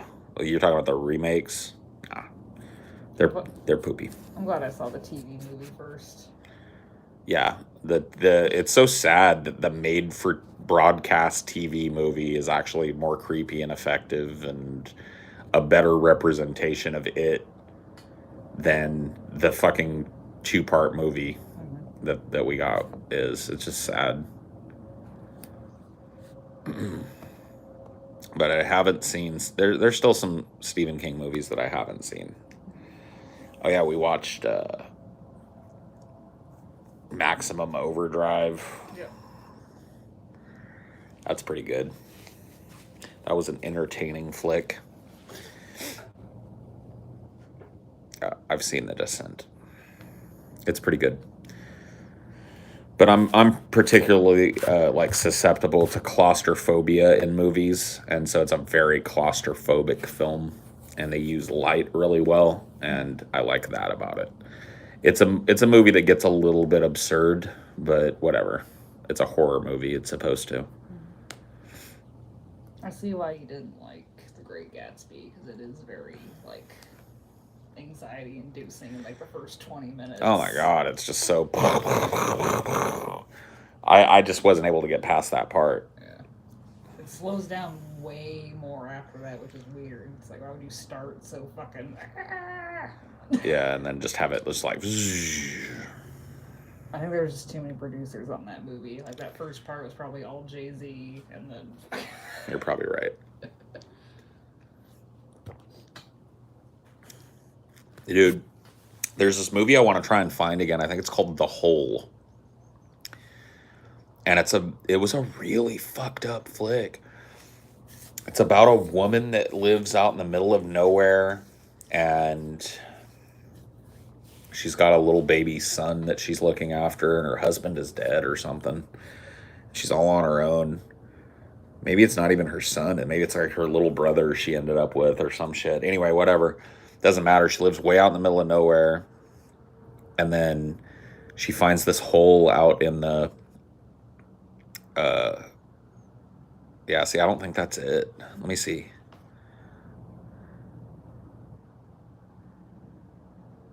I don't think so. and pull up the little clip thing too. Like, I think it was like an Australian movie or something, so I might have the name wrong. Nope. Okay, not that. I've seen that. Yeah. That's actually a not that bad of a movie. Is it Deep Dark? I don't know. I'll have to look it up. I watched it a long time ago. Like, I think right after my last breakup, I was just sitting in my fucking apartment watching it. And I really ended up liking it, and I can't remember. I don't think so. I'll have to find out what it was. It was like an Australian or a Kiwi film. I remember that because all the actors in it were Australian. And it was about a woman who finds a hole out in the middle of the woods. And at the end of it, she has to crawl into the hole to save, because like whoever goes into the hole comes out like a zombie, I guess, or something. Something replaces whoever goes in the hole. And so she has to go into the hole to save her little brother from the things that live down there. Oh, this is like a 2019. Is this it? The Hole in the Ground. Yes. All right. Okay, that's the movie. Yeah. That's actually a pretty cool flick. I thought you were talking about like an older movie for some reason, but yeah, I forgot that. Yeah. Yeah, it's like because I forgot. Okay, so she has this little boy, and he's a good kid, and then all of a sudden one day he just changes on a dime. So it's like an allegory for puberty, basically. But in this case, it's this hole that he's been dragged down into, and it spits out this facsimile of him. Mm-hmm. So I don't know. Pretty good. The Hole in the Ground, yeah. I remember watching it because I thought, like, what a dumb fucking name for a movie. But that was it. That's definitely the movie. What do you feel about Antrim? Antrim. I respect the hustle. That's about all I can say about it. Antrim, yeah. A movie that's trying to be a documentary, a mockumentary, yeah, and a found footage film. Yeah. All wrapped into one. I respect the hustle. I respect the true story, whatever. Yeah, based on a true story. Like look, it got me to watch the goddamn movie.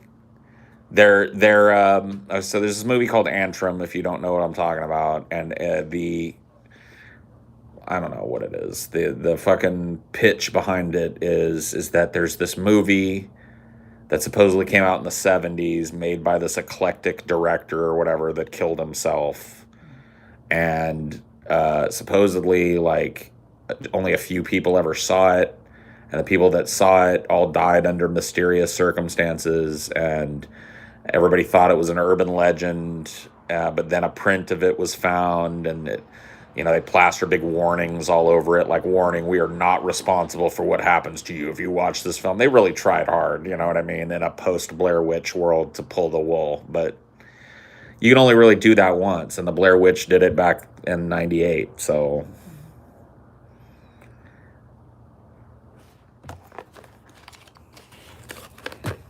But I respect the hustle.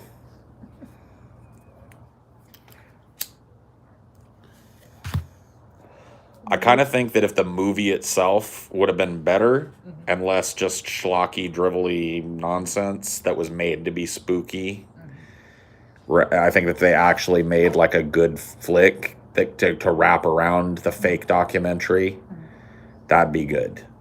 But they didn't do that. So, what are you going to do? I mean, we finished it. That's like our number one baseline for good movies, if we can finish them. Yeah, that's true. It is saying something for a film if it holds your attention all the way throughout. That's one automatic point to a film. It doesn't necessarily mean it's a good movie, but to me, a truly bad film is a film where you're just you lose complete interest in what happens, and you can tune out and never know, and it doesn't matter.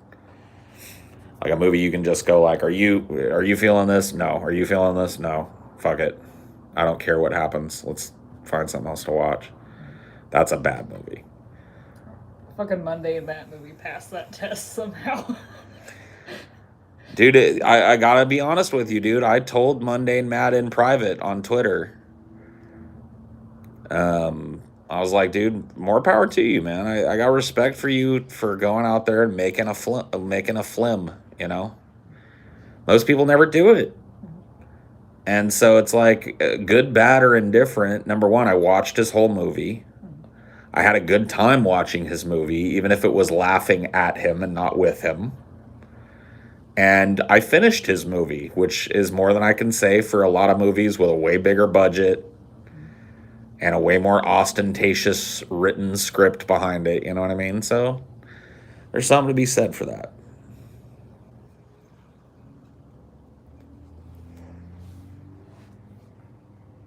I love discovering hidden gems.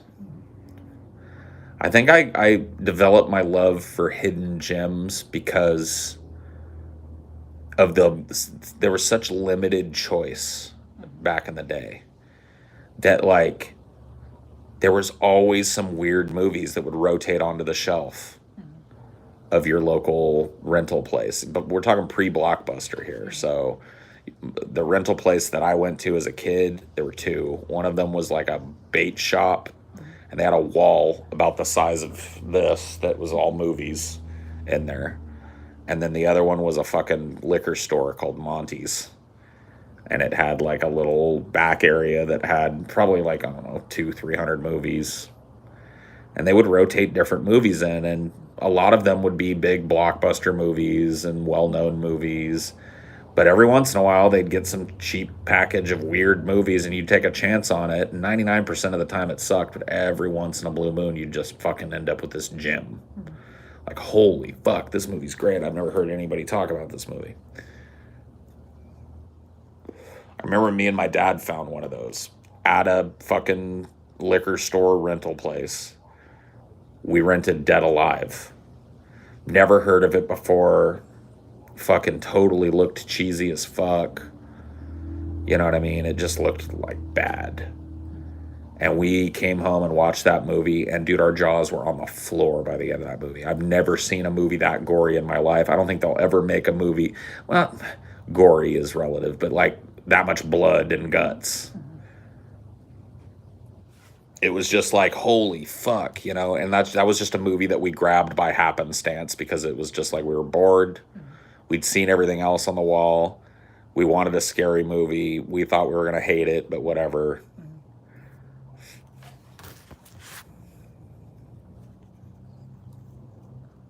You think it's worse now with like the endless scroll? Yep.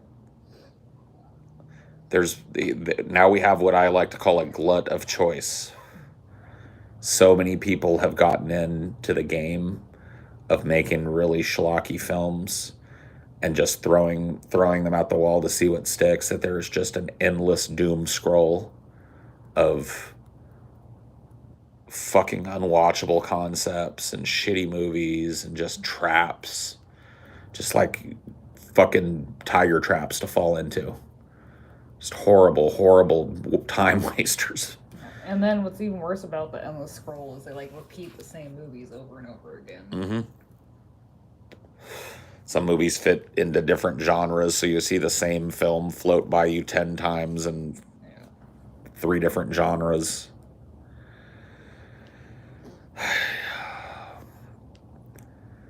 Yeah, there was a real kind of urgency to picking a movie back in the day.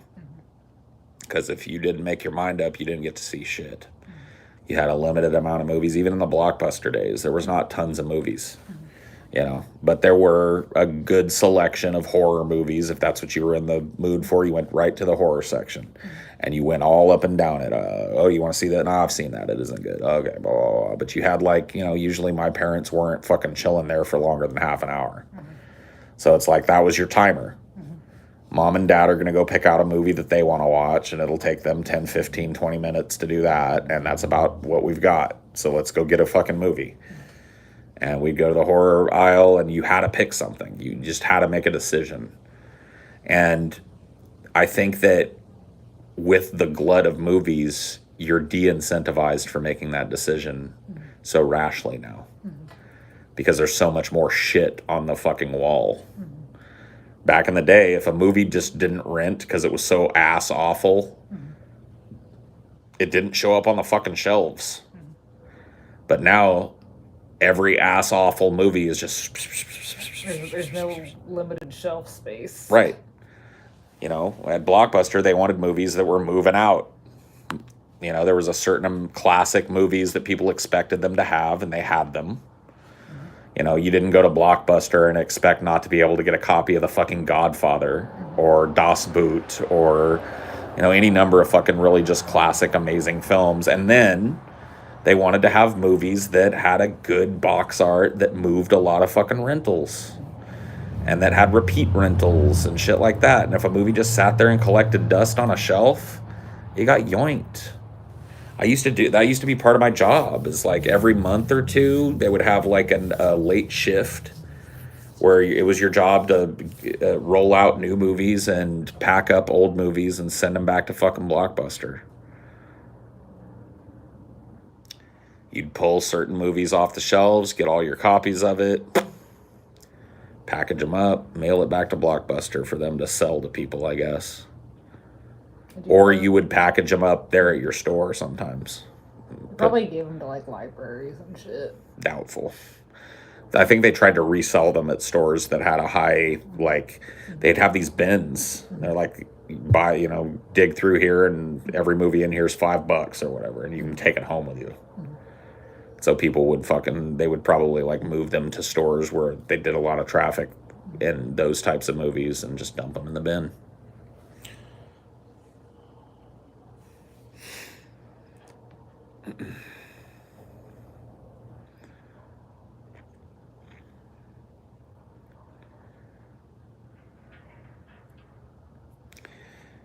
Yeah, the late fees did suck.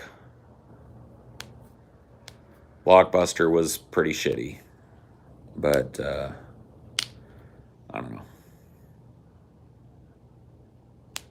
I have not seen Come and See, no.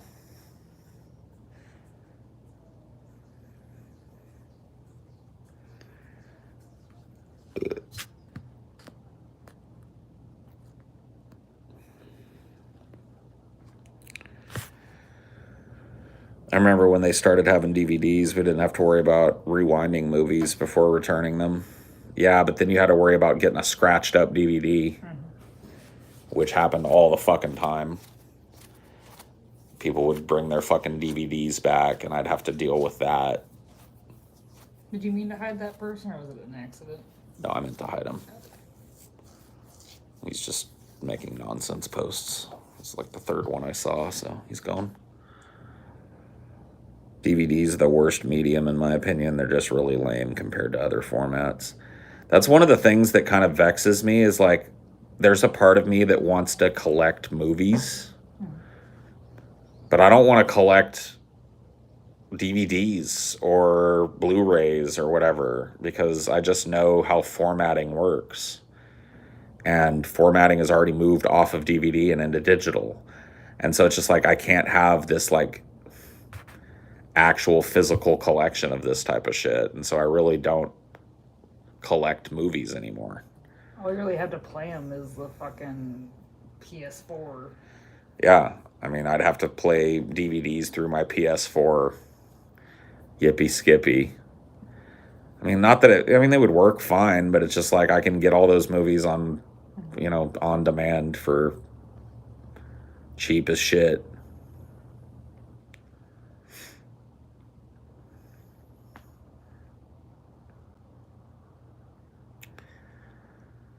But yeah, you do miss out on a lot of that, like the collector's edition DVD shit because I used to have a pretty respectable collection of movies. Not huge, but every movie I owned was great. And I had some Criterion DVDs that had all the extra stuff and the art books that came with them and shit. Some really nice movies. But they were DVDs. And so it's like when Blu-ray came out, it's just like they became functionally worthless. And now I don't even have those. I, just kind of left them with everything else in the divorce.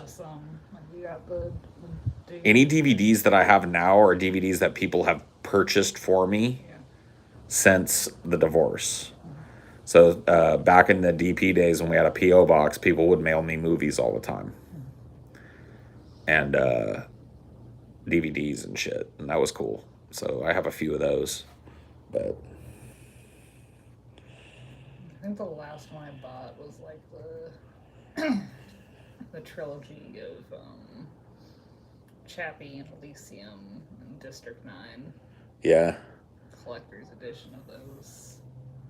But I moved and they were all Blu-rays that required a Blu-ray player, and like Blu-ray player on the list of necessary purchases is like yeah, for sure.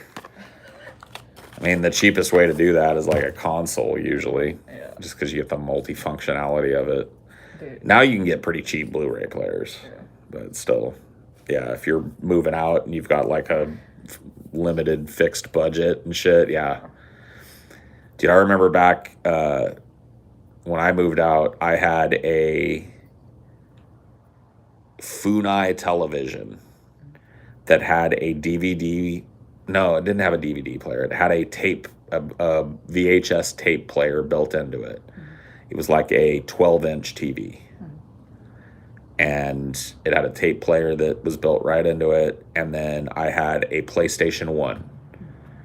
And when I moved out of my house, that was my entertainment. That was all I had. And dude, I was so fucking thankful to have that tiny little TV and a Final Fantasy game and a Resident Evil game, you know what I mean? Oh my fucking God, I would have went nuts without that shit. I do my whole, like, I and it was great too. I used to love, I kind of miss those nights sometimes. Because I was so limited in the choices that I had to the extreme. Because I could not afford to have a Blockbuster membership. It just wasn't in the cards, much less afford to go down and pay the fucking fee to rent the movie and all that shit. And so my mom would send me cheap ass movies that she bought at Blockbuster for $1. So I had like a chunk of movies because it was around the time when everybody was starting to move over to DVD and shit. That was just starting. And so like VHSs were becoming real cheap, and that's all I had. So my mom would send me these little care packages every once in a while that had a couple movies in it. And so I had The Mask of Zorro, which, I'm sorry, I'll forever love that movie. I had Fight Club, a couple other movies. Like I thought about doing a series called Movies from the Bag, because that's what I used to call it. I had a trash bag because I didn't have cabinets or dressers or bookshelves or anything, right? So I had this trash bag in the corner of my bedroom that had my video games and my VHS tapes in it. And I would just kind of reach in there sometimes and like, and whatever I pulled out, I was like, all right, tonight we're watching Zorro, pop it in. And I'd seen a lot of these movies like 20 fucking times. But I was so grateful to have that tiny little fucking window into some kind of entertainment. And it really made me thankful. like way more than I am now. I look at myself now and I almost want to puke. Like I've got so many Steam games over the course of the how many years I've had the Steam account. 2006, I think I've had it. 2007. And so it's just like, I've got a billion Steam games and shit. Some of them I've never played. I can never find a game I want to play. And dude, I just remember back in those days, I had 2 video games and I was happy to have them. You know what I mean? I played the fuck out of Final Fantasy VIII because that was one of the video games I had. I had Final Fantasy VIII and I had Resident Evil Nemesis. That's it. Yeah. There's definitely less permanence to having digital shit. Like, you feel less impetus to, like, even use it because it doesn't exist physically. Yeah. True.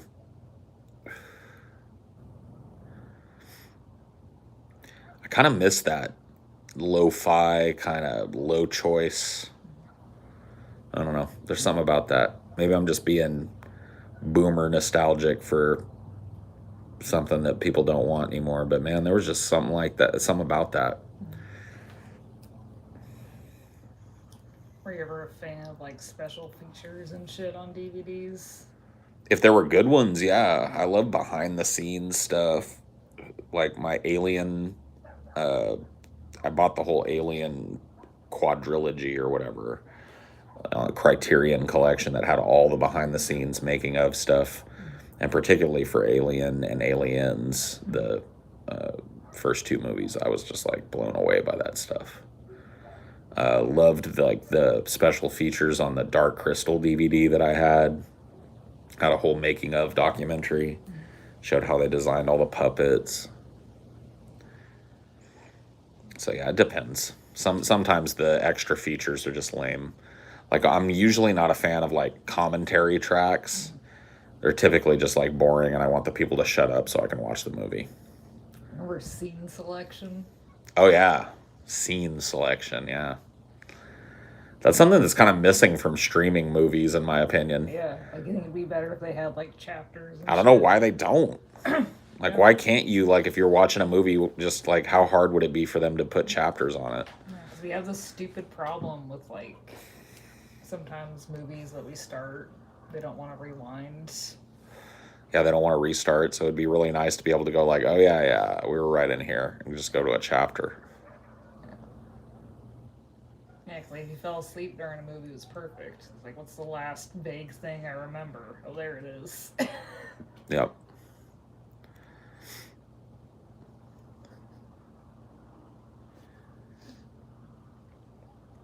The only difference between Blu-ray and DVD is just the storage capacity.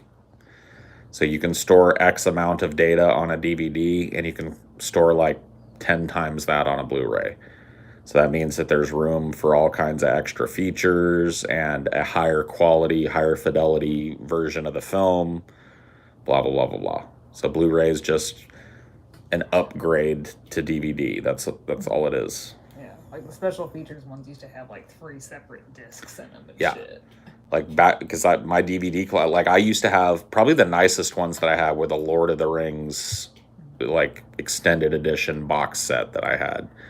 All kinds of art for the movies, maps, and each movie was like 3 DVDs. Because you had to put it, there wasn't room for the whole movie on one DVD, number one. So you had to like stop halfway through and pop in another DVD. And then there was a 3rd DVD for all the extra bonus shit. There's just a shooting star right behind your head. Oh, was there? Make a wisher. If you wish upon a star, makes no difference who you are. Anything your heart desires will come to you. Jiminy Cricket.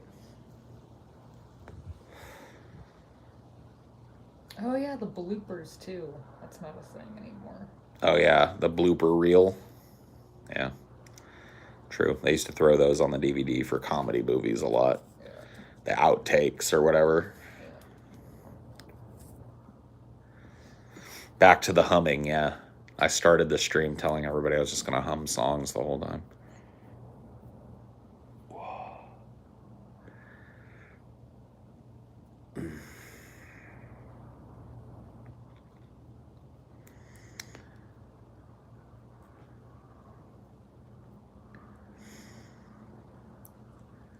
I mean, there's no need for like the kiosk thing, the red, whatever, what do they call it? Red box? Yeah, that replaced like an entire fucking store of DVDs. And it limited people's choices, and people love it now. Like the boomers that still want to rent a DVD or whatever, they go to Redbox and they do it. I'm trying to think, yeah, the last time I went to Blockbuster, I got The Unborn. The Demon Baby. Oh, yeah. I've seen The Unborn, but I was like, dude, way back in the day. I got it for like some stupid slumber party. Yep. Dude, I remember there was one time I let my mom pick a movie, and she picked the worst fucking. She was over at Monty's, and I had my friends over, and she was like, "You want me to get you guys a movie?" And I was like, "Yeah." She goes, "What do you guys want?" And I was like, "I don't know, just pick a scary one."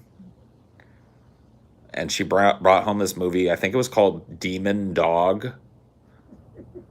And it was the fucking stupidest, lamest, most unwatchable schlock 1970s piece of shit. We were just bored as fuck. I was just like, Mom, you don't know how to pick a fucking movie for shit. Never again. Never again will I accept your gracious offer to pick a movie for me. You should have just told her exactly what you wanted. See, I didn't know what I wanted. In my mind, I was like, my mom knows how to fucking suss out what's a good movie and what's a bad movie and pick a good spooker. No, she doesn't. I was just presumptuous. Dude, your mom gets scared shitless. Oh my God, she can't handle most horror movies. Yeah, because we made like a special trip to go see her to watch Quiet Place 2 together. And like watching, I was like, how did you even get through the first one? I don't know, dude. She was spooked. And she had a bag full of live crickets, too. Seems like a bad idea to bring into the Quiet Place, but whatever. It worked out. My mom's a fucking trip, dude. The only person ever that I know that would show up with a bag of fucking live crickets to go see a movie and isn't trolling. She's like, what? I had to run some errands, and one of the things I had to buy was crickets for the bird that I saved. And I just, like, I didn't even want to get into it. I was just like, whatever. It was a terrible idea, but let's go. And it worked out. Nobody said anything. She got away with it. She like pulled them out. Yeah, she pulled them out. She had a huge bag of disgusting crickets in her fucking purse. She's like, I can't leave them in the car. They get too hot. Yeah, they'll get too hot in the car. I got to keep them nice and cool before I feed them to my hungry bird. I've just learned, certain things, you just go with it with my mom, you know what I mean? And you know what? In her defense, 99% of the time, it works. Whatever cockamamie thing she's doing that you think is going to be a fucking nightmare, it just does. Nothing happens. So I just learned to trust her. She has different sensibilities than I do, but whatever. No, they didn't make a fucking peep. They were very respectful crickets.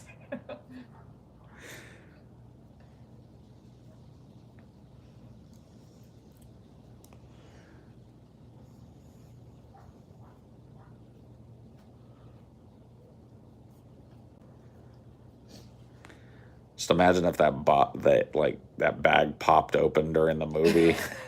The fucking whole theater is filled with crickets. That's what I was imagining in my head. Either that or like it being really quiet and there being like this like incessant chirping coming out of her purse. And the manager coming over and finding a literal bag of fucking 120 live crickets in her purse. But neither of those things happened. She fucking literally just, yeah, she sat there and fucking.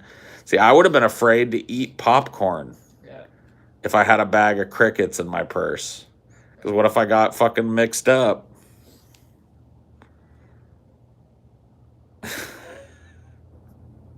What if one of them escaped and got in my popcorn? My mom doesn't think of this shit. See, I'm a worrywart when it comes to shit like that. My mom's just a barefoot fucking Okie. She doesn't care.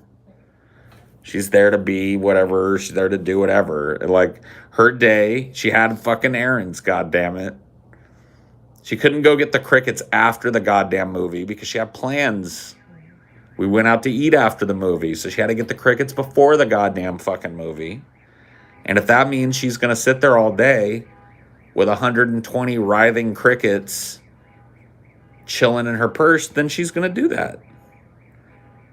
See, I could never. You gotta admire the balls.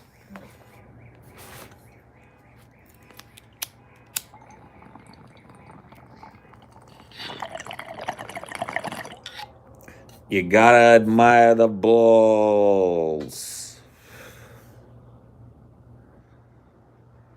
I definitely inherited that shit from my dad, the like social awareness and like, you can't do that in public. You can't do that. I definitely have that instinct. I don't do it anymore. But I used to have that instinct real bad. Now I just kind of go with the flow. Just like, whatever. It's not my problem. It's her problem if she gets kicked out.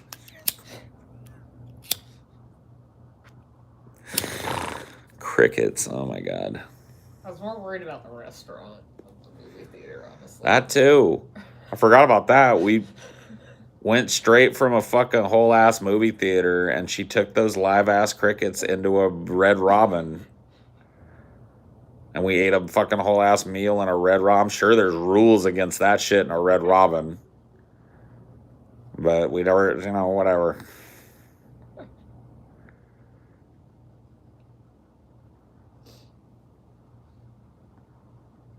Yeah, well, it's a good way to think about it, I guess. It's everybody else that's got the problem, not you. Whatever, man. It's all a simulation anyway, right? If that's true, my mom probably has her own fucking reality show in the simulation. There's probably a lot of people tuning in to see what crazy bullshit she's getting up to.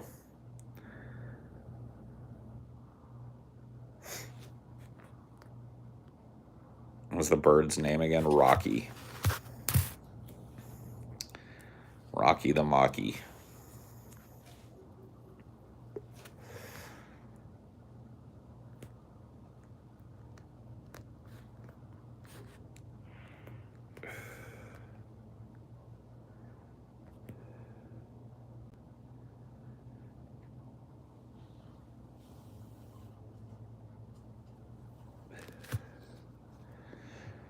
Well, I mean, yeah, dude. It took a while for the simulated beings to develop the brain capacity to even think that they were in a simulation.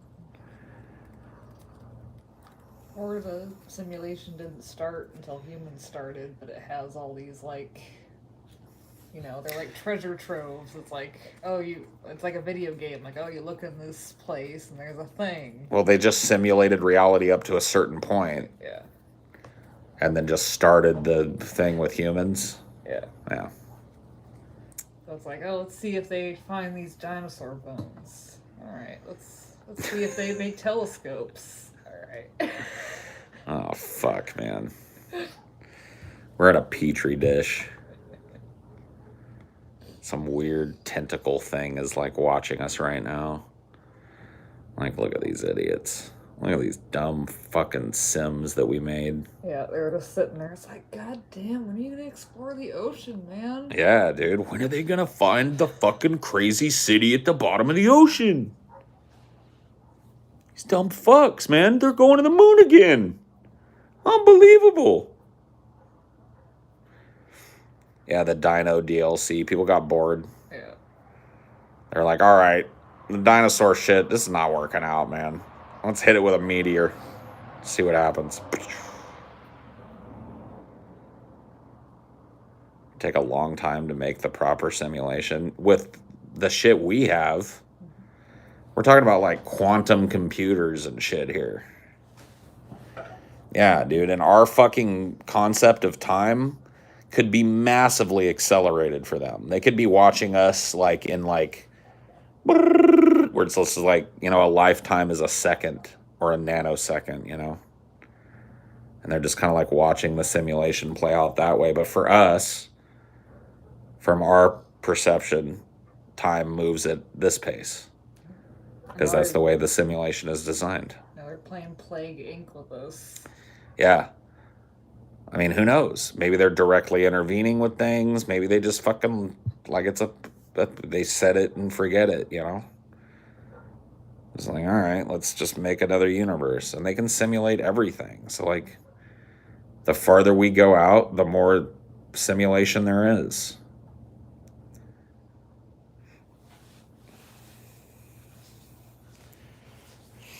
No, you wouldn't need to code anything with the type of computing power that I'm talking about.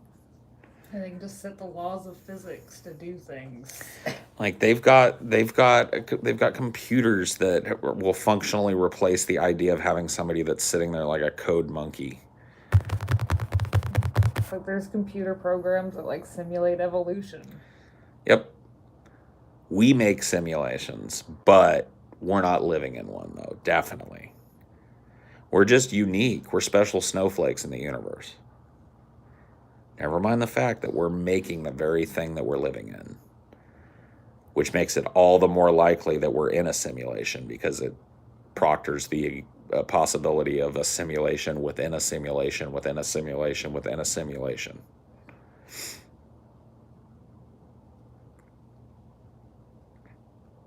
Yeah. This whole idea, while fun to think about, that the simulation is so that we can all be some Truman Show for the aliens, is hugely fucking egocentric. They might be completely unaware that we exist. The simulation might be more about cosmology than life, and life just might be, and to see like which life interacts most heavily with it or whatever the fuck. But like, yeah, they might not even look at us. We might be in a corner of the fucking universe that they don't even bother fucking dealing with. They don't care. Yeah, we're just like an accident of the programming or something. Yeah. Because like galactically speaking, we're a backwater. We're in the outskirts of a spiral arm of a giant cluster of stars known as the Milky Way. That's our galaxy. And we're just like a backwater in that galaxy. A tiny little shitty fucking system on the outskirts of that. There's a chance that they're not even aware we're here. Or if they are, they're not looking for us, so we're not considered. It could be a boring ass civilization. Yep. Yeah. I mean, I would imagine that a lot of the shit that we get up to would be boring to an alien race that could simulate things at this level of detail.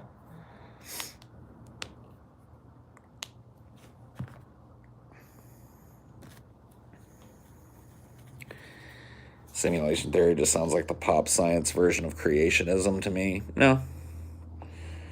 It makes no prescriptions. That's a great thing about simulation theory, is that like there's no religion behind it. So if it's true, if you believe that it's true that we live in a simulation, nothing functionally changes about your life. There's nothing you can do with your life differently that's going to allow you to escape the simulation or change the simulation. So it doesn't matter.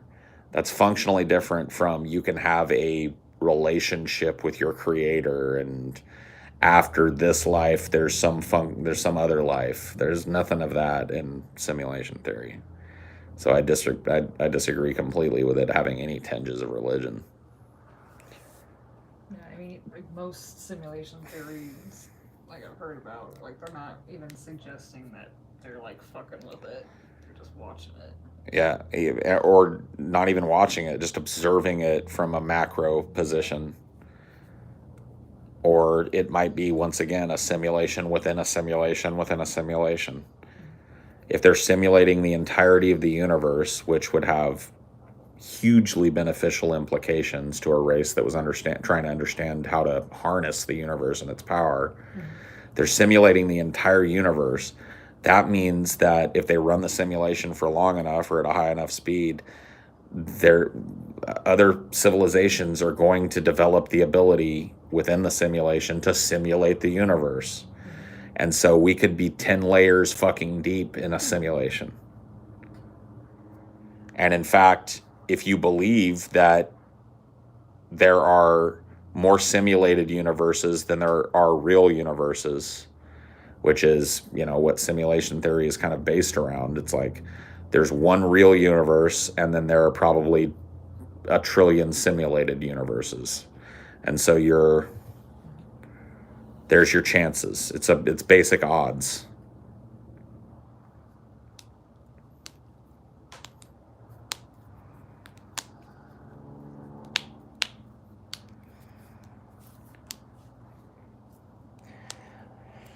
And the people that poo-poo it say that, oh man, everything is so much more complex than the simulations that we have. Dude, the simulations that we have gotten more and more complex just over my lifetime, which is a blink of an eye, galactically speaking. My lifetime simulations have gone from literal Pong, boop, boop, boop, boop, to like VR worlds that people can explore, and that's getting better and better and more integrated every day.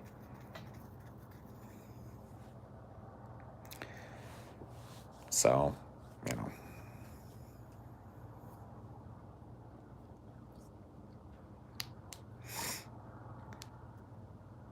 No, it's not assuming that there is a supernatural entity. What is supernatural about a simulation? Simulation has a creator, but that creator doesn't necessarily have a creator. It doesn't assume that that creator is God.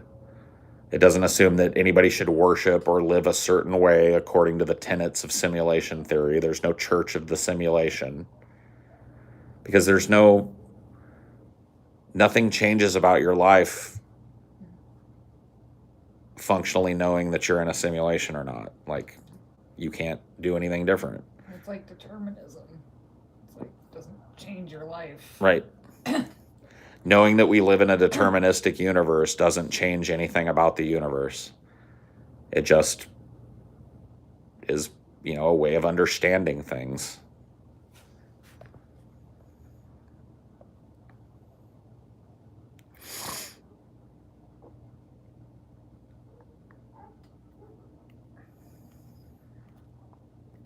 No.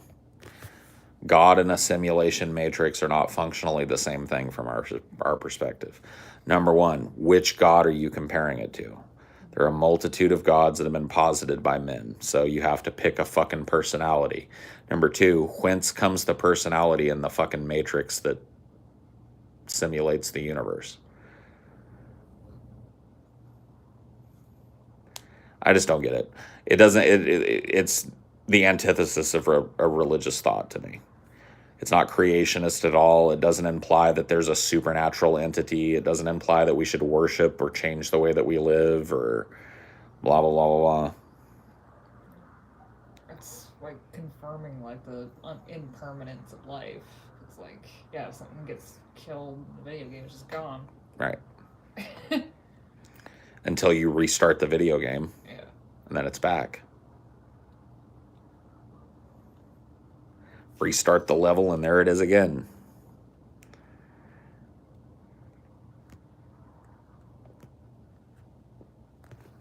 What is this?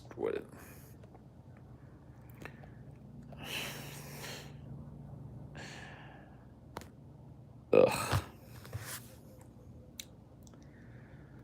Isn't simulation theory an unfalsifiable hypothesis? Yeah, to a degree it is, sure. Which is why nobody pushes it as a philosophy that should be considered. It's just a matter of taking the Drake equation and extrapolating out what we know about life just by observing ourselves. We know that we as a species, having attained consciousness and all the trappings that come with it, create simulations, and we have for a long time. We've been obsessed, in fact, with simulating reality for a very long time, starting with fucking cave paintings and ending with now, where we're getting better and better at making VR worlds for people to fly around in and explore. They use it in medicine too, like they simulate different things. And in the military, and in flight training, and in a number of other things. Astronaut training is heavily simulated. And so it's just like we've created these incredibly detailed simulated environments. If you follow the whole idea of the Drake equation, there are functionally possibly billions of technologically advanced species in the galaxy. Among those billions, we can posit that there are probable millions of simulations of the universe at various scales and various fidelities. And then it becomes a dice roll, right? At that point, it's just like, well, are you going to bet that we're in the one real reality or one of the possible millions of simulations or simulations within simulations? And so the answer is, if you're going to make a bet, you go ahead and bet on the simulation. That's it. That's it. That's all there is to simulation theory. There's nothing about how you should live, nothing about how you should be politically or otherwise. There's no philosophy to it. It's literally just a math problem. It's a theoretical math problem.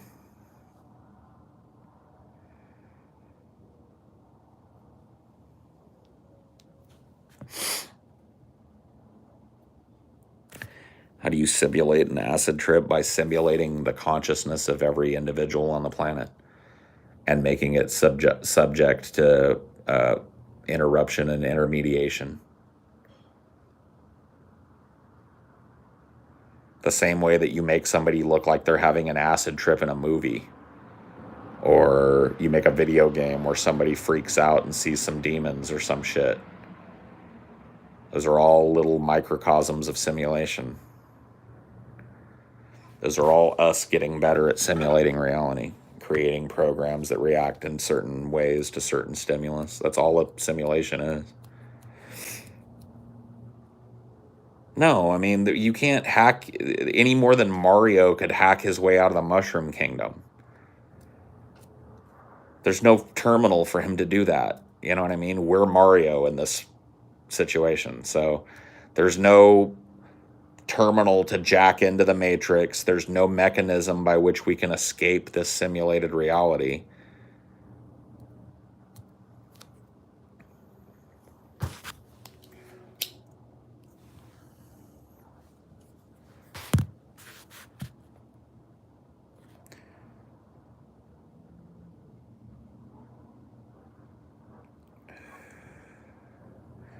Well, good for you, Jacob.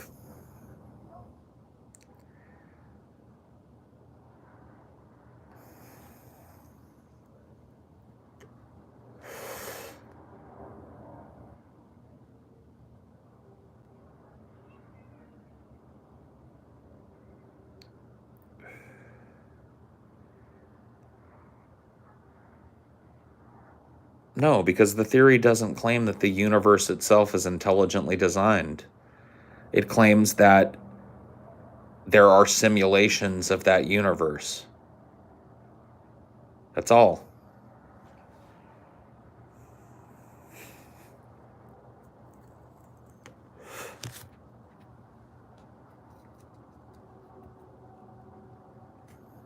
And then the question becomes, what's more likely? That we're in the one real universe or one of the possible millions or billions of simulated universes? And the answer to that mathematically is pretty fucking easy to come to, right? And that's it. That's all there is to it. You don't have to believe it. It doesn't matter whether you believe it or not. It doesn't change anything about your life. As Amelia said earlier, it's the same as coming to realize that we live in a deterministic universe. It doesn't matter that you know it. It doesn't functionally change anything about your life or the systems you have to operate in, so it doesn't matter.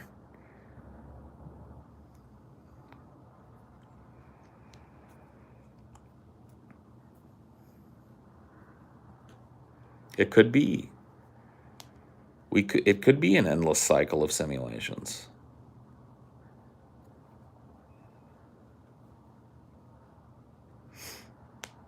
I don't know. If I knew it, I'd do some crazy stuff. Why? Why? The punishments are the same. You're going to go to jail or get shot by the cops. How you're going to feel the simulated pain of your body dying. You're going to feel the simulated torture of being in a fucking cell with somebody who rapes you every night. Like, why would you put yourself through that? See what I mean about how it doesn't functionally change anything? Oh, it's all a simulation. Well, I'm just going to blow everybody's brains out then. Tee-hee. Well, you're going to end up in a fucking simulated goddamn fucking mental hospital for the rest of your life. Thanks, Kevin.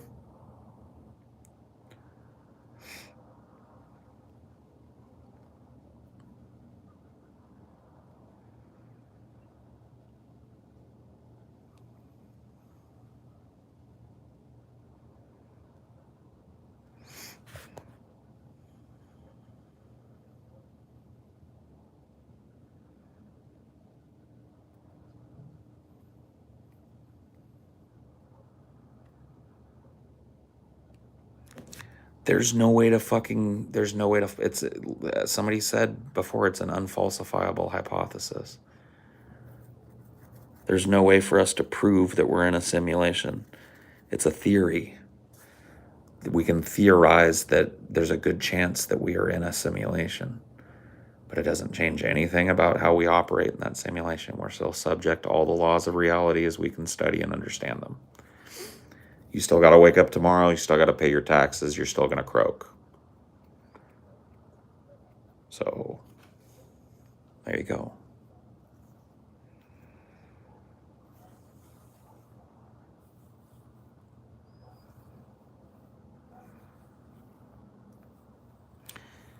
Well, it's like Pascal's wager without the emotional manipulation and moralizing. There's no moralizing with simulation theory.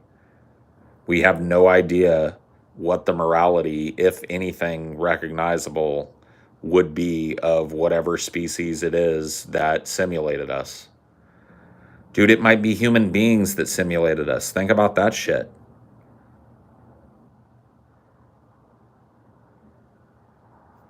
This idea that it's some fucking alien species, what if it's just human beings in the real universe that have developed a level of technology that allows them to simulate human history to try and learn from it? Or simulate the entire universe to try and learn how to harness it?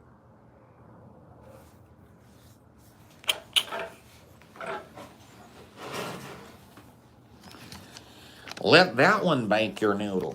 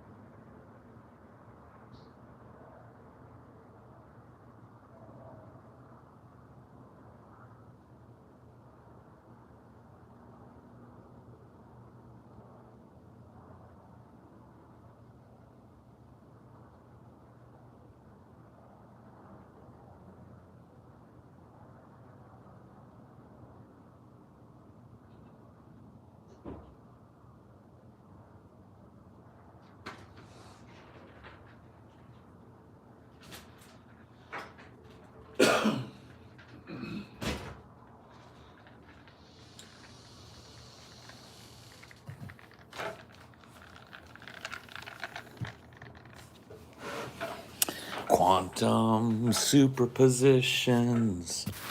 Quantum superpositions.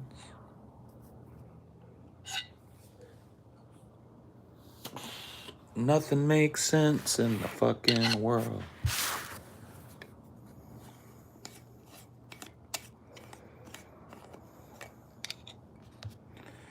Quantum superpositions.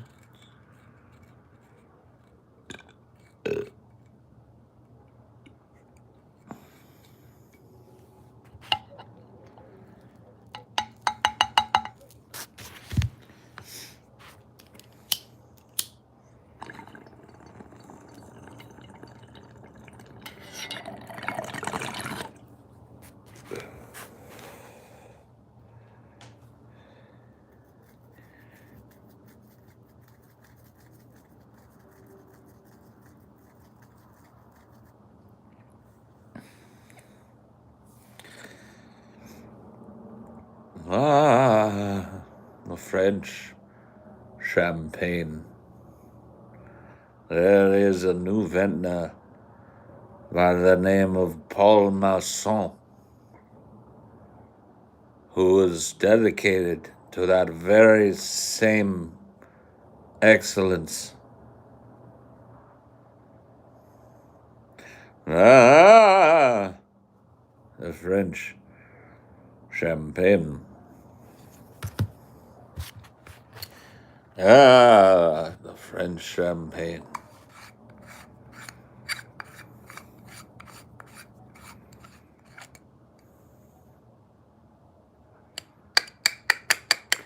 Simulated Orson Welles, dude.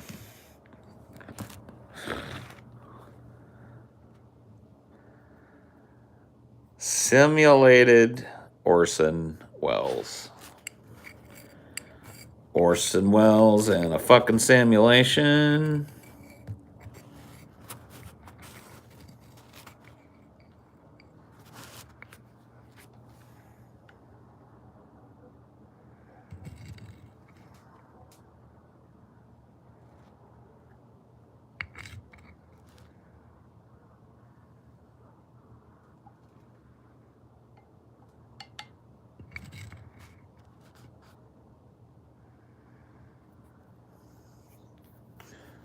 Bzz, bzz, bzz, bzz.